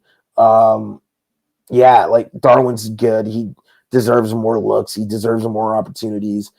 And we just have a lot of good talent here in SoCal. It's just a matter of cultivating them the right way and shit. Right. And using them the right way and actually using them, Yeah. You got to use the good talent that's out there because there's tons of good talent out there. It's just, there's some good luchadors out there if you dig deep enough, like I remember like here's another thing, like what frustrates me about the SoCal scene. Kevin Blackwood lived out here. And he's so fucking good.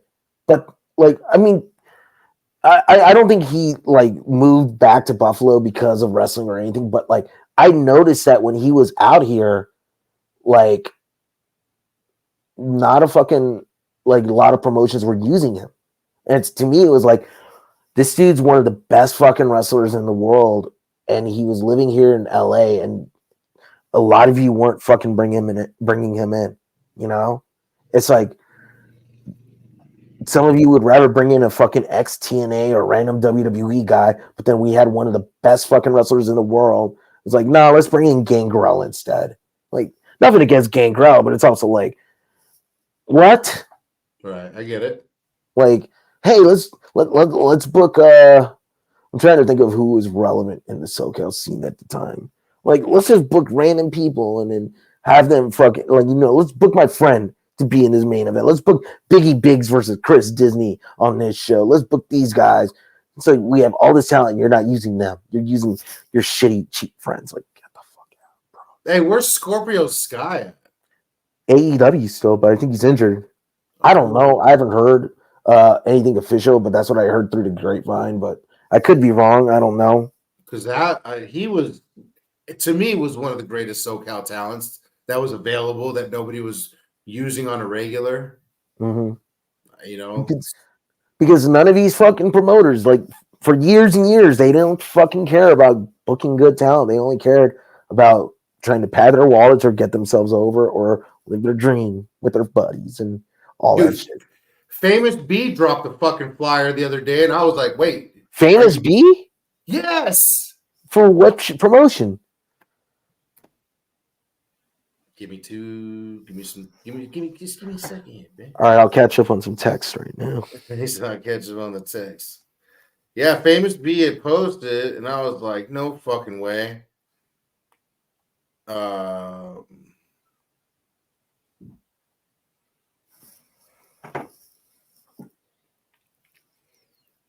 Battle Championship Wrestling. Where's that at? This Friday, so today, the 20th today. That's today. Where at the White Horse Club? Hang on, let me look. That doesn't have like a city or anything. White Horse Club. Is it a wrestling show? Yeah. Oh yeah, you said battle. My bad. No way. He's not in Australia, is he? He would be though. Damn, I remember when he fucking was around. He had so much potential. Like, still does. in a way. I don't know where I haven't seen. physically. I don't know where he's at. Yeah, but he was a guy Oh who shit, could. he's in Australia. This motherfucker's really in Melbourne, Australia right now. Damn. I hope he's making a comeback, bro. Bro, me too. He was one of the Famous B was Him one of those and guys who Benny brought, okay? And it wasn't, and at the time when he did it, I was like, he's like, make sure you book my boy. And I was like, okay. But when I dug more into him, I was like, bro, Famous B's great. So anyway, Famous B was one of the most respectful dudes that I ever fucking worked with. And I was such a fan of his get fame shit at Lucha Underground. Bro, I remember I had the business cards and all that, but I remember when he didn't get to wrestle as much in Lucha Underground, I was kind of like, fuck, bro, give this dude a mask or something and let him show you what he can do. But yeah, man, Famous B definitely was one of those guys that so he's a SoCal legend, bro. That's a SoCal legend who should be utilized. If he comes back, please utilize that man the right way. him Everyone. and Donnie Suarez were two guys who had so much fucking potential. You know, they could have been if they were still around. I heard Donnie Suarez came back and was wrestling at small lucha shows, but I don't know what the full story is. But man, that guy was so fucking good. Him and fucking Famous B, those guys. Jesse James too. If you I'm not gonna put the business out there. Donnie is low key that guy still. I've talked to him a few times. Matter of fact, when he calls you straight, it's literally says Compton. He didn't stop. He didn't stop. He just stopped fucking with certain people because Donnie was like a real ass dude. You know what I mean? And anybody can say what they want, but I knew different Donnie. I don't know who everyone else knew, but I knew Donnie for like 6 years. Always brought that dude to shows with me. Always got him booked on my 420 shows, and that dude, I remember when he got in my pregame or my pre-show, and I kept trying to book him, and like certain people were trying to push him down. I'm like, bro, like this guy's got it. And then he was one of the ones that was in that 6-way match, and I was like, see, I'm telling you, this kid fucking has it. Yeah. But the point of this is he's reachable and he's doing well, and he can be ready if needed. Interesting. That's all I'm saying. Interesting. Yeah, I remember hotboxing. Oh, I guess I'm gonna fucking put this out there. Hotboxing before a show down in San Diego. I don't know if it was one of your shows or if it was Benny's, but it was me, Eli, Donnie, and I think it was Terex. And we were just hotboxing in I think Terex's car, which was like a converted cab. And I remember Donnie was just pretty cool. Like he was pretty chill. I liked talking to him. He seemed like he didn't seem like most wrestlers, like he had a different vibe to him, which I really liked and respected. So I hope he makes a comeback. I'd love to have him in Epic Pro because like the team was so fucking good. And like nowadays, like if he still like got the skills he had or if he improved on him, he'd be everywhere and shit. I think he's actually doing some MMA shit. Okay. Yeah, that's what I heard too. I heard he was getting into MMA and all that. Yeah, he was. I think I actually talked to him about MMA in that fucking in that sesh we had. But, like Donnie, like if anybody's ever seen the movie Point Break, take Keanu Reeves and like fucking who else can you put with that, bro? Because like Donnie was just like, "What's up, bro?" Punch in the fucking face if I have to. You know what I mean? Yeah. And that's what I loved about Donnie is that he was so fucking laid back about life, but he was so persistent about certain things in his life. You know what I mean? And I remember he kept it quiet for a while. It's public now, but I was literally, I think, one of the first ones to be told. He's like, "Hey, Gus." I'm like, "What's up?" He goes, "I'm pregnant." I'm like, like when dudes talk like that, like I know what he means. Like, "I'm pregnant." I'm like, "For real?" "Yeah. I'm nervous. I'm scared and shit." I'm like, "Hey, man, you have every right to be, but your music's on." He's like, "Okay, I'm good." And he went out and had a match. This motherfucker told me right before his match. Damn. Yeah, so it would make sense if he took time off to raise a kid. So Yeah. I would respect that a lot. Because there's so many dudes who have a kid and they think, oh man, I'm just gonna jump right back into wrestling. It's like, oh, bro. And the worst is like Donnie is a guy who had talent, who could have made it, and all these other dudes are not talented. They just fucking keep going and sacrifice time with their kids, and they never end up going anywhere. So it's like I respect that a lot about Donnie. You know, putting family before anything, and I'm glad to hear he's still around. Glad to hear he's got shit going on for him. So I'm happy about that. I mean, I never knew the guy personally, but you know, I haven't seen his work. I always felt like, fuck, this dude's gonna be good someday. He's gonna be a star and all that. But I'd rather see someone be happier in life than like anything else. So that's where I'm at. Yeah, fuck being the negative right now. That's what you don't want to be doing. Yeah. Man, we spit a lot out today on this part 2, brother. Yeah, I didn't even get to talk about Shiloh Greaves. I didn't get to talk about Lance Winters. There's a lot of people I didn't get to talk about. Y'all got lucky. Wait, I don't even know if Lance Winters is still around. Wait, are these a positive thing? Is it a bad thing? Come on, Gus. You know. I don't know the second. No, wait, say the second name again. I'm not being funny. Lance Winters. I don't know who that is. Okay. Yeah, this guy. He was a guy I've never met, only heard of. He's a guy you fucking. You know what? I actually sent you that one clip. Remember? You know, we're gonna peel the curtain back. I sent Gus a clip of a podcast ran by OCCW promoter John Della O. And remember that clip, Gus? Yes. Where he said, right around the time Epic Pro was announced, he was like, it's going to be an epic disaster. It's going to be an epic tragedy, all this shit. He was trashing me. And he was putting over a promotion that was co-run or ran, I don't know if he had involvement in it, by this guy named Lance Winters, you know? And Lance Winters was working with Mark Ortiz of ASCW, that fucking douchebag. And Lance Winters was like basically this dude who thought he had clout in the business because he was like hanging around OCCW and shit. And everyone would just fucking make fun of him. And I guess one day he decided to like try and get people together to file a class action lawsuit against SoCal Uncensored and myself because of what we said about the wrestling scene. So he's another clown. I'm pretty sure he's not in the business, or he never was technically really in the business, but I don't know if he's around anymore, but he's a clown. Him and John Della O. Fuck John Della O, that piece of shit. But yeah, they mentioned that it was going to be an epic. What is it? Epic fail or something? Epic failure, epic disaster, epic tragedy. And you know what's funny? Like John Della O talks all that shit, and it's like, I'm approaching my second 2-year anniversary show. My worst drawing show fucking drew more than any of his best drawing shows. Like it would take like fucking 5 of his shows just to fucking equal the amount of one fucking show I sell tickets to, you know? He ain't shit. He's booking shit talent.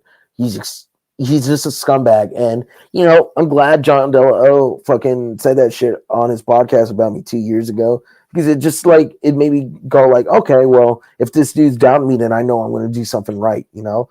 Because I've done everything right and I've done better than like you put any of my shows against anything he's ever done, I fucking blow his shit away. And, you know, he doesn't have his podcast no more. I don't see shit about his promotion. Anytime I do, it's like a random YouTube video and there's like fucking 20 people in the audience. Gus, you can go on YouTube right now, look at OCCW, find some of the latest fucking matches, and there's going to be no one in those fucking crowds. I'm telling you right now. Fuck, I'll go on my phone, I'll look it up right now, and I'll send you a link. And then we can let the people fucking see just exactly what I'm talking about, you know? I mean, I'm not going to sit here and say I'm drawing a shitload of people. I'm drawing about 150 people to my shows and shit. John, how many are you drawing, right? I want to know how many people are you drawing to your fucking shows. That's right. You're not drawing shit. The only show I see is there's only 4 videos on YouTube. From OCCW Pro Dojo? Yeah, yeah. Pick any of those matches. Oh, wait. What is it? OCCW Pro Dojo. Is that the channel name? Oh no, I have something else. Okay. Hang on, I'll find it right Shit, let me pull my phone back up because I thought you Oh, here we go. Here we go. They have 2 channels apparently. Okay. We had 3 weeks ago.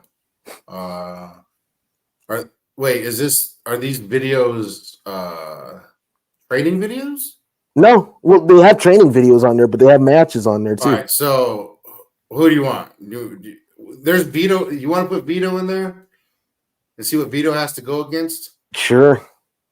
All right. And again, I really just want to put this out there because John Del talks so much shit. He says, I don't know what I'm doing. Doesn't know. I don't know anything about wrestling. Look at how big that crowd is. Look at how big that crowd is, Gus. You know, Mr. Promoter right there, John Del with his stupid hat. Look at all those fucking people. Dude claims that fucking venues had 300 people in there. I don't even think it could fit 100. And look at the referee. He doesn't even have a referee shirt on. Oh Jesus! I just saw that. So at least when I have referees, So they one have side referee is shirts. sound. What's that? One side is the sound.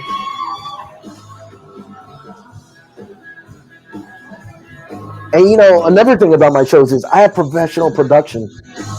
I don't see any professionalism with this production. I don't see any cameras at ringside. I don't see anything. I just see a cheap ass show in a small American Legion hall with asbestos on the ceiling, it seems. Forget about it, huh? Forget about it. It's all over. It's all over. I mean, one thing I'll say about this guy in orange pants, he has a Ukraine flag, so I respect that.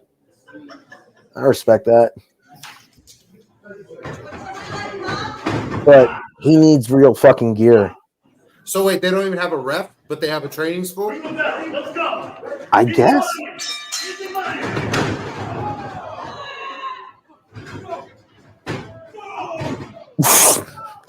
What the hell, dude? Vito, what are you doing, bro? Oh my god. Vito had to fucking take that move 100%. He did everything in that spot. This guy. I mean, I could do that DDT when I was like 13. Vito literally, with his momentum, made that happen. Yeah, Vito's carried the match. You can see this guy obviously isn't well trained or well polished. Vito is obviously way better than him. And Vito's been taking all the offense. Sorry to cut you off, Gus. No, go ahead. No, Vito's been taking all the offense. He's been making this match look manageable.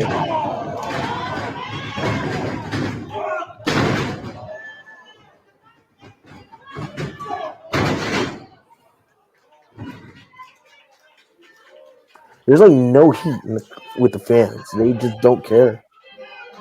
There's like I've a been couple watching of the ref just like scaredly, like not want to be involved. I'm not even watching the refs. I just noticed him. Holy shit. Yeah. He looks so timid. You shut up. You shut up. No, you shut up. Okay. See, Vito has a look on. He had a look on his face. It's like, man, I don't want to be here. It's like, you don't need to be here, bro.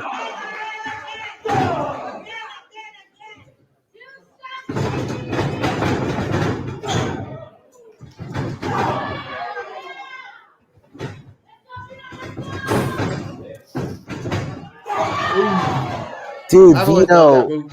I mean, he's putting on a good performance, but it's like, why in front of this crowd?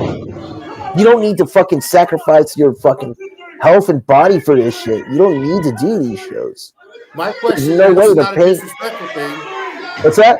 Is how many fans versus family is at that show? Yeah, and like you're doing this for nothing. There's no payoff. There's no reward. You're just devaluing yourself. Like he's so good, but he does not need to be doing this shit. Like he's carrying this fucking match. He's carrying this guy who just does not seem to be fully trained or well trained.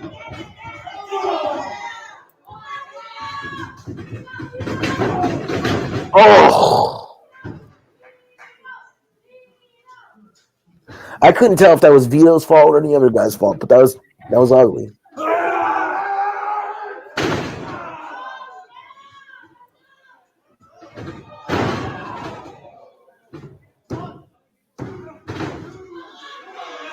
It looked like the ref's arm was like broken almost. Bro, the referee, he's like one of those fucking video game referees where like you see the action taking place and then he needs to get involved like really quickly and he goes out screen. Yeah.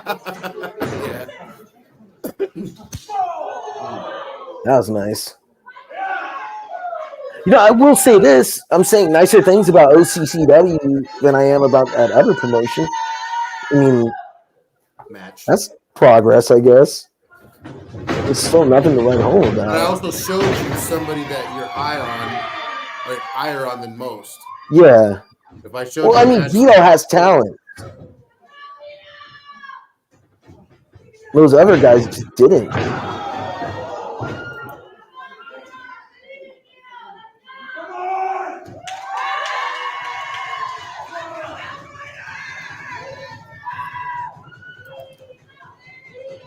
Who's this guy in the orange pants?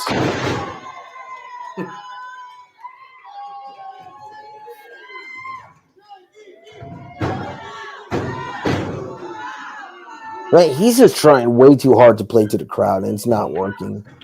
the guy in the Like orange. he's got some people cheering for him, but it's also like it's like 5 people chanting for him. I like how they're just like one random piece of bunting on the wall. That was one of the worst fist drops I've seen in my life.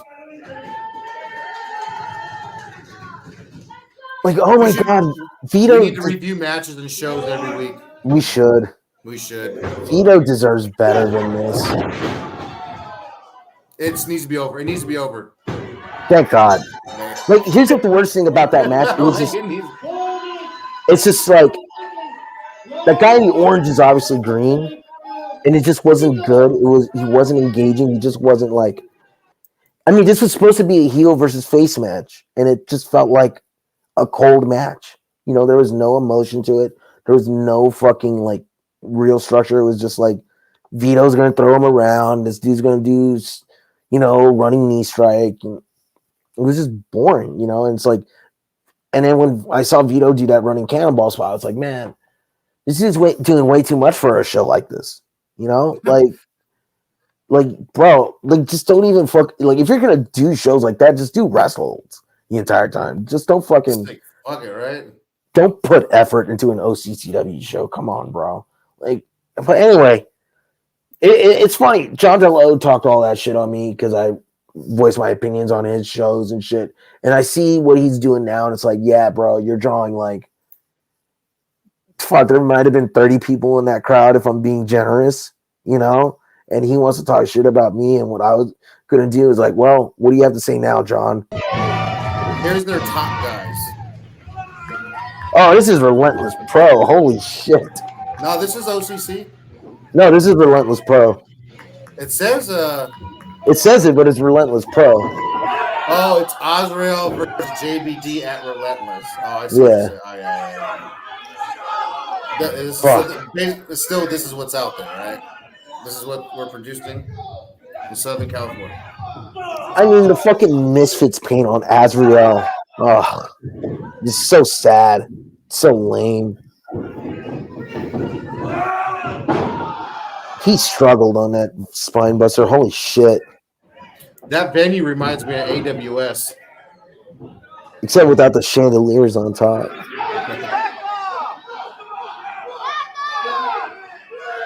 How long is this match? Fuck.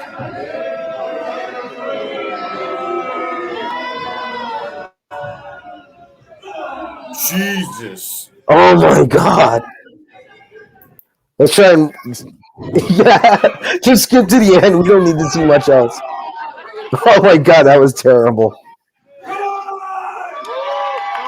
They got a decent crowd. Give them that. It's about 30 on that side.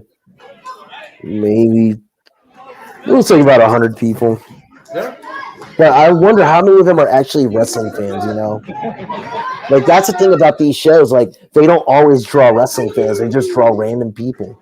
I mean, Or look at friends there's of a like. couple down in the corner right there who's way over their 60s. And it's like, is this their first wrestling show, or are they like they've watched wrestling since they were? Because she's half into it or not. It's either she's like, this is bullshit wrestling, or this is Oh what my you brought god, me to that's see.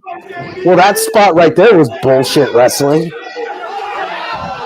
Oh, what the fuck What was the that? fuck?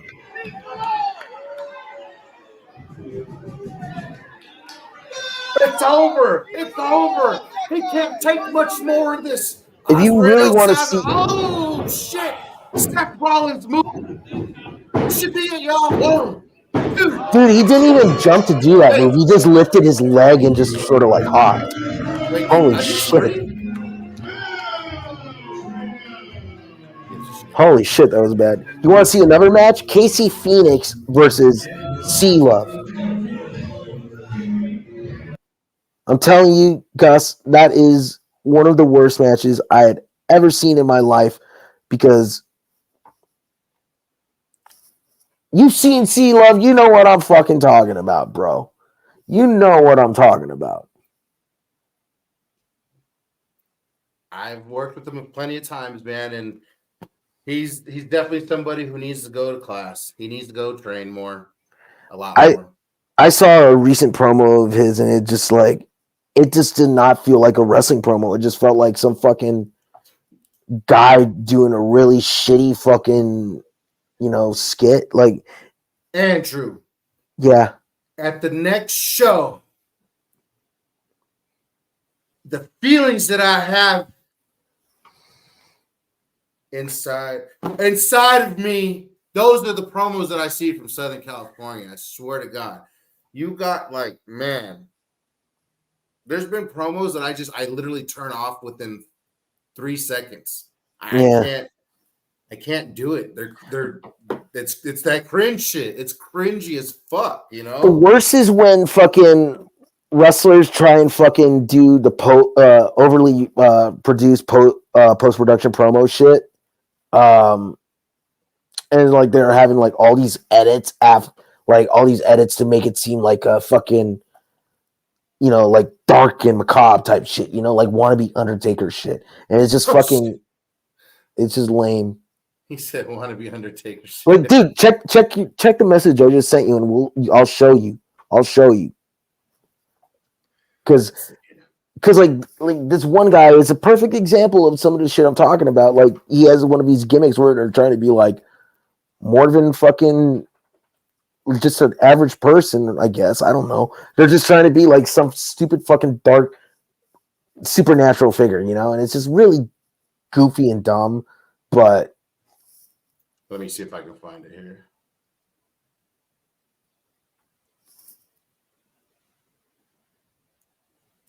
I'm talking to my dog right now. Hi, buddy. No, mine were whining earlier.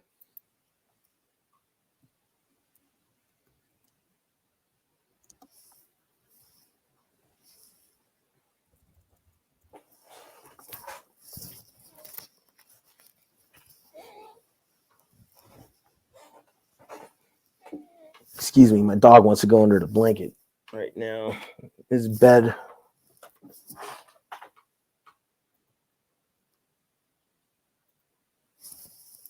Okay. I love the awkward silence. This is a great podcast right now. My bad. I didn't have. This is the only thing I didn't have queued up. I mean, that was my fault. I should have been more talkative. No, you're good. You're good. Look at this guy's. Ain't nobody gonna stop watching from there. Look at this guy's logo. It's like he's ripping off the Cleveland Cavaliers logo. Or the Cookies logo. Huh? That looks like the Cookies logo. He's like, hey, let me just take the C from that logo and then add a couple hearts to it. Who's the girl?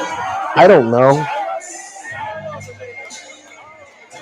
I don't know if she's in the business. If she's not in the business, I'm just not going to say anything about her because, like, civilians don't deserve the crossfire, bro. They don't need to catch any strays.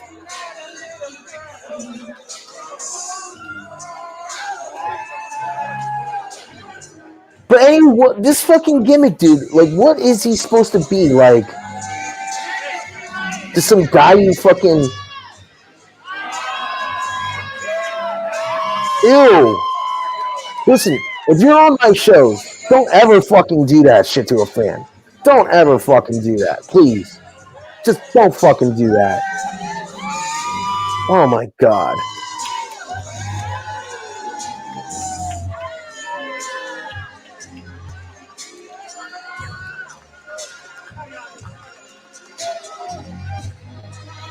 How much longer is this entrance, bro? I feel like we've been going like 2 minutes now. Oh, that's the homegirl Crystal. What's up, Crystal? She's cool. Wait, Crystal. LA wrestling chick. Yeah. You always do the cosplay or whatever? I don't know. No, not her. Oh my god, we're 6 minutes into this segment. Go back. Let's start from the very beginning. All Right when they lock up. How long did it take to get to this point, Gus? 7 minutes. Oh my god.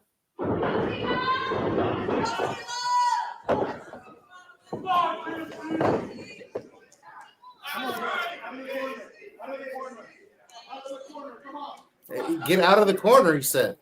Ref needs to fucking bust out the count. What's this dude's gimmick? Slipknot's like third cousin? I think he's supposed to be a bootleg Casey Jones from the Ninja Turtles. Oh, don't tell me that. Look at him, bro. That's just look at the way he's dressed. Look at him. Like, he's supposed to be that with, like, magic powers or something. There's fucking promos that explain it, too, on this channel. They're really bad.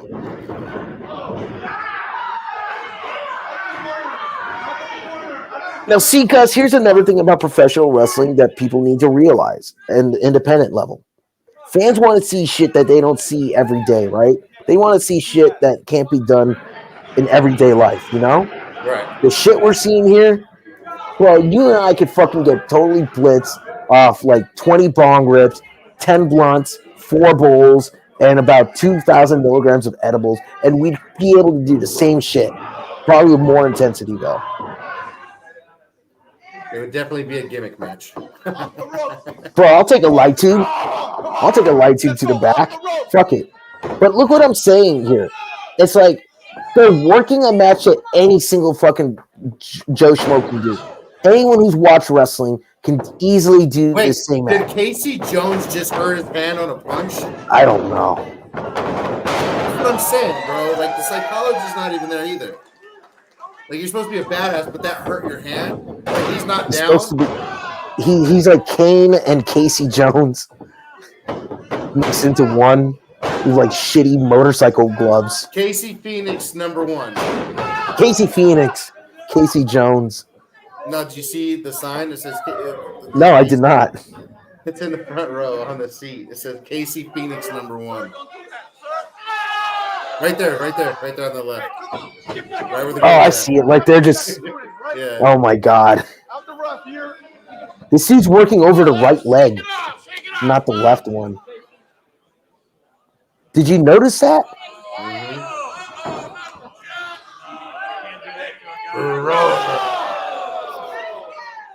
Bro, this Casey Jones guy at least should be wearing like army pants, like those old fatigues, like, and not a fucking flannel around your waist. Like, come on, bro, what are you doing? Bro, he's Raven's latchkey kid, obviously. This is the kind of shit that proves that nobody goes to fucking school, because nobody at training school would say that gimmick's cool. Yeah. I'm being real. I don't know this guy. I'm just saying, like, bro, no, like. Oh, What's up, potato? that look like complete shit. Hey, at least the ref has a rep shirt on. Look at C-Love selling. What? Look at that. He just completely his fucking. leg is supposed to be damaged right now, right? Yeah, but his entire comeback just made no sense. He just like pushed him away and then started coming back. Oh, he is okay. At least he's selling the leg. At least that. Some of the worst selling I've seen, though. At least he remembered. Hey, I'll give him credit for that. At least he remembered to sell his leg. Oh, well, he's not selling it there.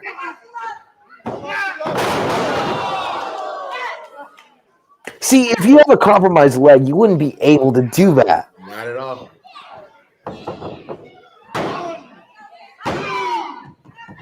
What a slow count by the ref. God damn, I was like, 1, Hey, Gus, you want to hear a funny tidbit? 2, what? At my last show, I actually tore my calf. Like, I had a slight calf tear backstage during the show, and I had to sit down in the back, like, not able to move, you know? Like, Jesus Christ, watching this dude limp around, it's like, bro, I know how to limp. I've seen limping. I've limped. This dude cannot limp at all. Oh, my God. This is such a bad match, dude. I'm telling you. Like, listen to the crowd. They don't care. Just the moves are so basic and sloppy. The structure was really bad. And, you know,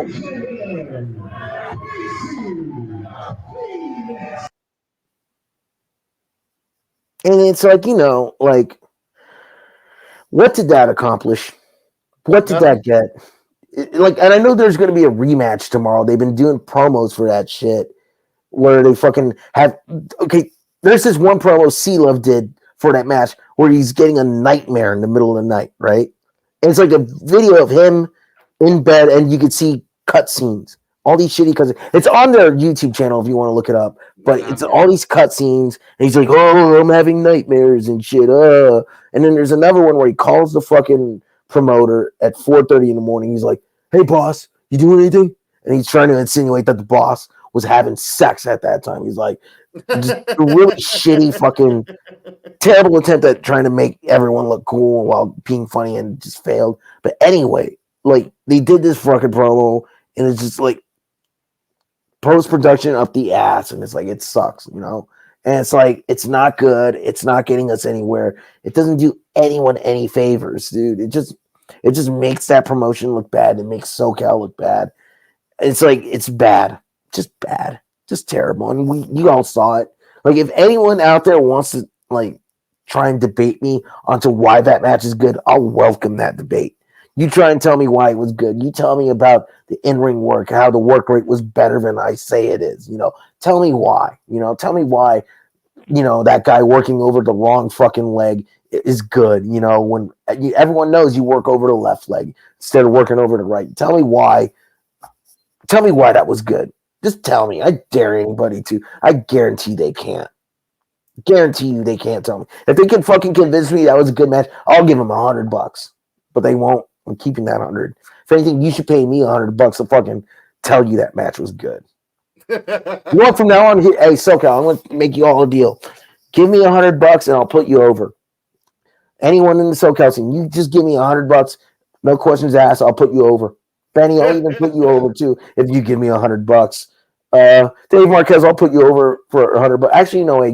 Maybe you'll get somebody to kickstart you, someone to fucking pay me $100 because exposure bucks. I'm not gonna say much more else. You know what you did, you piece of shit. You know who you've wronged, and I hope everyone fucking comes out and just bashes you and tells their fucking truth and just comes out and lays it all out there about who you are. You piece of shit. Sorry, go off. I'm really, you know, I thought I was stoned, but it's starting to wear off, so maybe I'm a little hostile now that I'm sober. Then we'll wrap you up, sir. Anyway, I don't want to be mean or negative. I'm just, you know, you bring it out of me, Gus. But I love you. That's, you know, Ed said that shit on our podcast like 8 years ago. And he's like, why? And somebody asked him, like, why do you keep shooting? He goes, fucking Gus is here. And then we're talking and shit. And like, you know, because I don't give a fuck about a lot of people and their feelings. I don't fuck them, you know? And he's like, you're like the Paul Heyman of SoCal. I'm like, I wish. I wish. But yeah, man, I'm sorry that I bring it out of you. It's okay.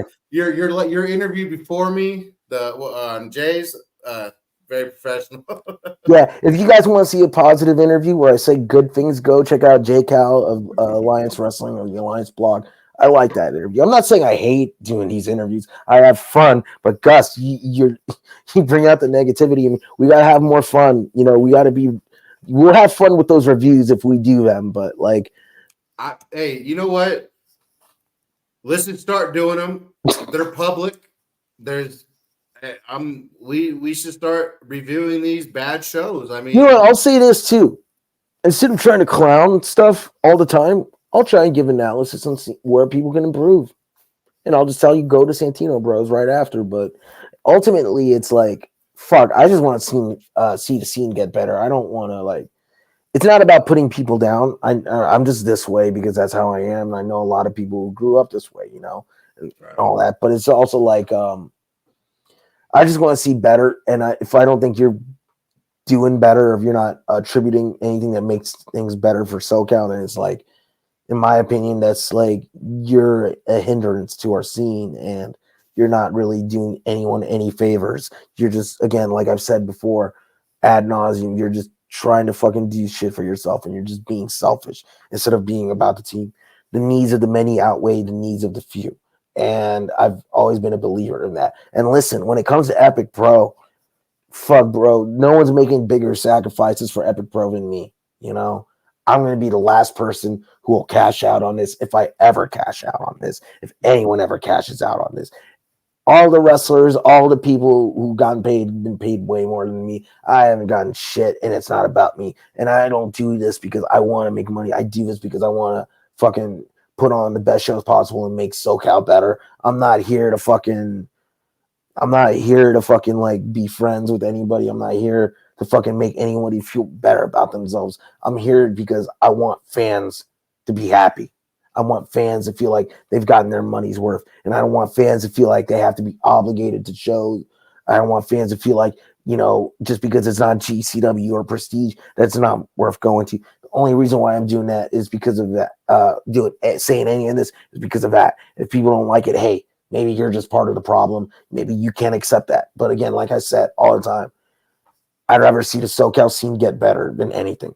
If it means like some people just can't live their dreams, if it means some maybe 3/4 of the fucking scene out here has to fucking pack their shit up and just become fans again, so be it. It'll be better for everyone. It'll be better for the fans, and that's what should matter the most. It shouldn't be about making sure fucking this guy from San Diego and his buddy from San Diego can be on a show up here in LA with all their fucking friends. And so they can just have a circle jerk and act like they're fucking great. And then only fucking get reactions from the same 3 people in the fucking crowd in those double-digit crowd shows, like enough. We got to fucking start doing better. Everyone, I'm doing my part. There are other promoters doing their parts. Now it's time for everyone else that I'm talking about to either do their part, which is, finding something in the wrestling business that you can, give a positive contribution to, or just get out of it and go be a fan. We need, if anything, we need more fans and we need more supporters than we do more wrestlers and promoters at this point. So I'll end it on that. And that's a good way to end it. Also, fuck the Denver Nuggets. I'm just gonna say that flat out. But also, more importantly, fuck Devin Harm, whatever. I don't know how to. The Lakers coach. Wow. He needs to be fucking fired. He needs to go. Fuck, build a team around AD. He's so fucking good, man. AD is the fucking. Bro, that guy is a fucking beast, bro. He's carried this fucking Lakers team, bro. Like, we can talk about LeBron all we want, but bro, without AD, we would have won that fucking championship in 2020. So he's the game changer, and we need AD, yeah, 100%. We need to build around him, bro. We need once we need to get rid of LeBron. I know he's explosive at times, but we need someone else to fucking start playing the fucking be a playmaker and to set up shit, from the perimeter and all that, blah, blah, blah. Look at me trying to act like I know what I'm talking about when it comes to basketball. Look at LeBron's stat line. That's really good and all. Andrew Pesina, we need NBA more analyst. Austin Reeves. We need more guys like Austin Reeves. Yeah. Austin Reeves is the shit, man. I'm glad the Lakers held on to him. Are you guys gonna get swept or what? I feel like we're gonna get swept. I hope not. I hope we can get a win on Second Saturday. year in a row by the Nuggets, bro. Don't let it happen, man. But you know what, bro? The Nuggets are so fucking good. They're good. They're a good They're team. so fucking good that I can't really listen. If the Lakers lose to the Nuggets and we lose to the Nuggets, man, it's like you lost to a good team. It's not like you lost to the Lakers. they're probably gonna be champs again. I feel like there's a good chance. Yeah. I think they're gonna go all the way again. Fuck, man. They're so fucking good. Joker's so fucking good, Joker's too good, bro. Bro, it's not fair. Like him being on another team is just not fair to the rest of the league. Like, and you know what's crazy? The craziest thing about him is that dude doesn't care about basketball as much. He's doing this as a hobby. He loves horses a lot more, dude. Yeah, like, yeah. Remember the finals conference, press conference last year? Is like, I just want to go home and be with my horses, and then they got upset because he had to stay for the parade. He's like, I just want to go with my horses, bro. Dude, that guy's the best. I love him, but yeah, he's like the Kevin Nash over there because Kevin Nash, basketball wasn't his first thing. Soccer was, you know. Yeah. But yeah, Joker's that he's like, I want to be with my horses. Fuck this game. That's how I feel whenever I'm at wrestling shows. I just want to be with my dog. Fuck wrestling. I just want to hang out with my dog. My dogs to death, man. Dogs are the best. They are. Humans don't deserve them, but you know what? As long as you can take care of them. There's a reason why they don't live as long. Is because fuck, bro.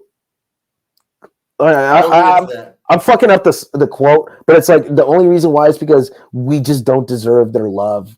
You know, like we just don't deserve them. They're just too good for us. But yeah, love dogs, man. Andrew Pesina, I appreciate your time, man. It's always a pleasure. I can't wait till we do the next one. Hopefully, I mean, everyone keeps pussying out of these interviews with you, so I might as well just be your regular guest. I put it out there. You know? Hey, next time I'll tell my Mark Ortiz story. Sounds good. We'll leave it on that. Oh, by the way, we took that series from you, sir. Listen, it's April. Dodgers are barely finding their groove. I'm not worried about shit until October.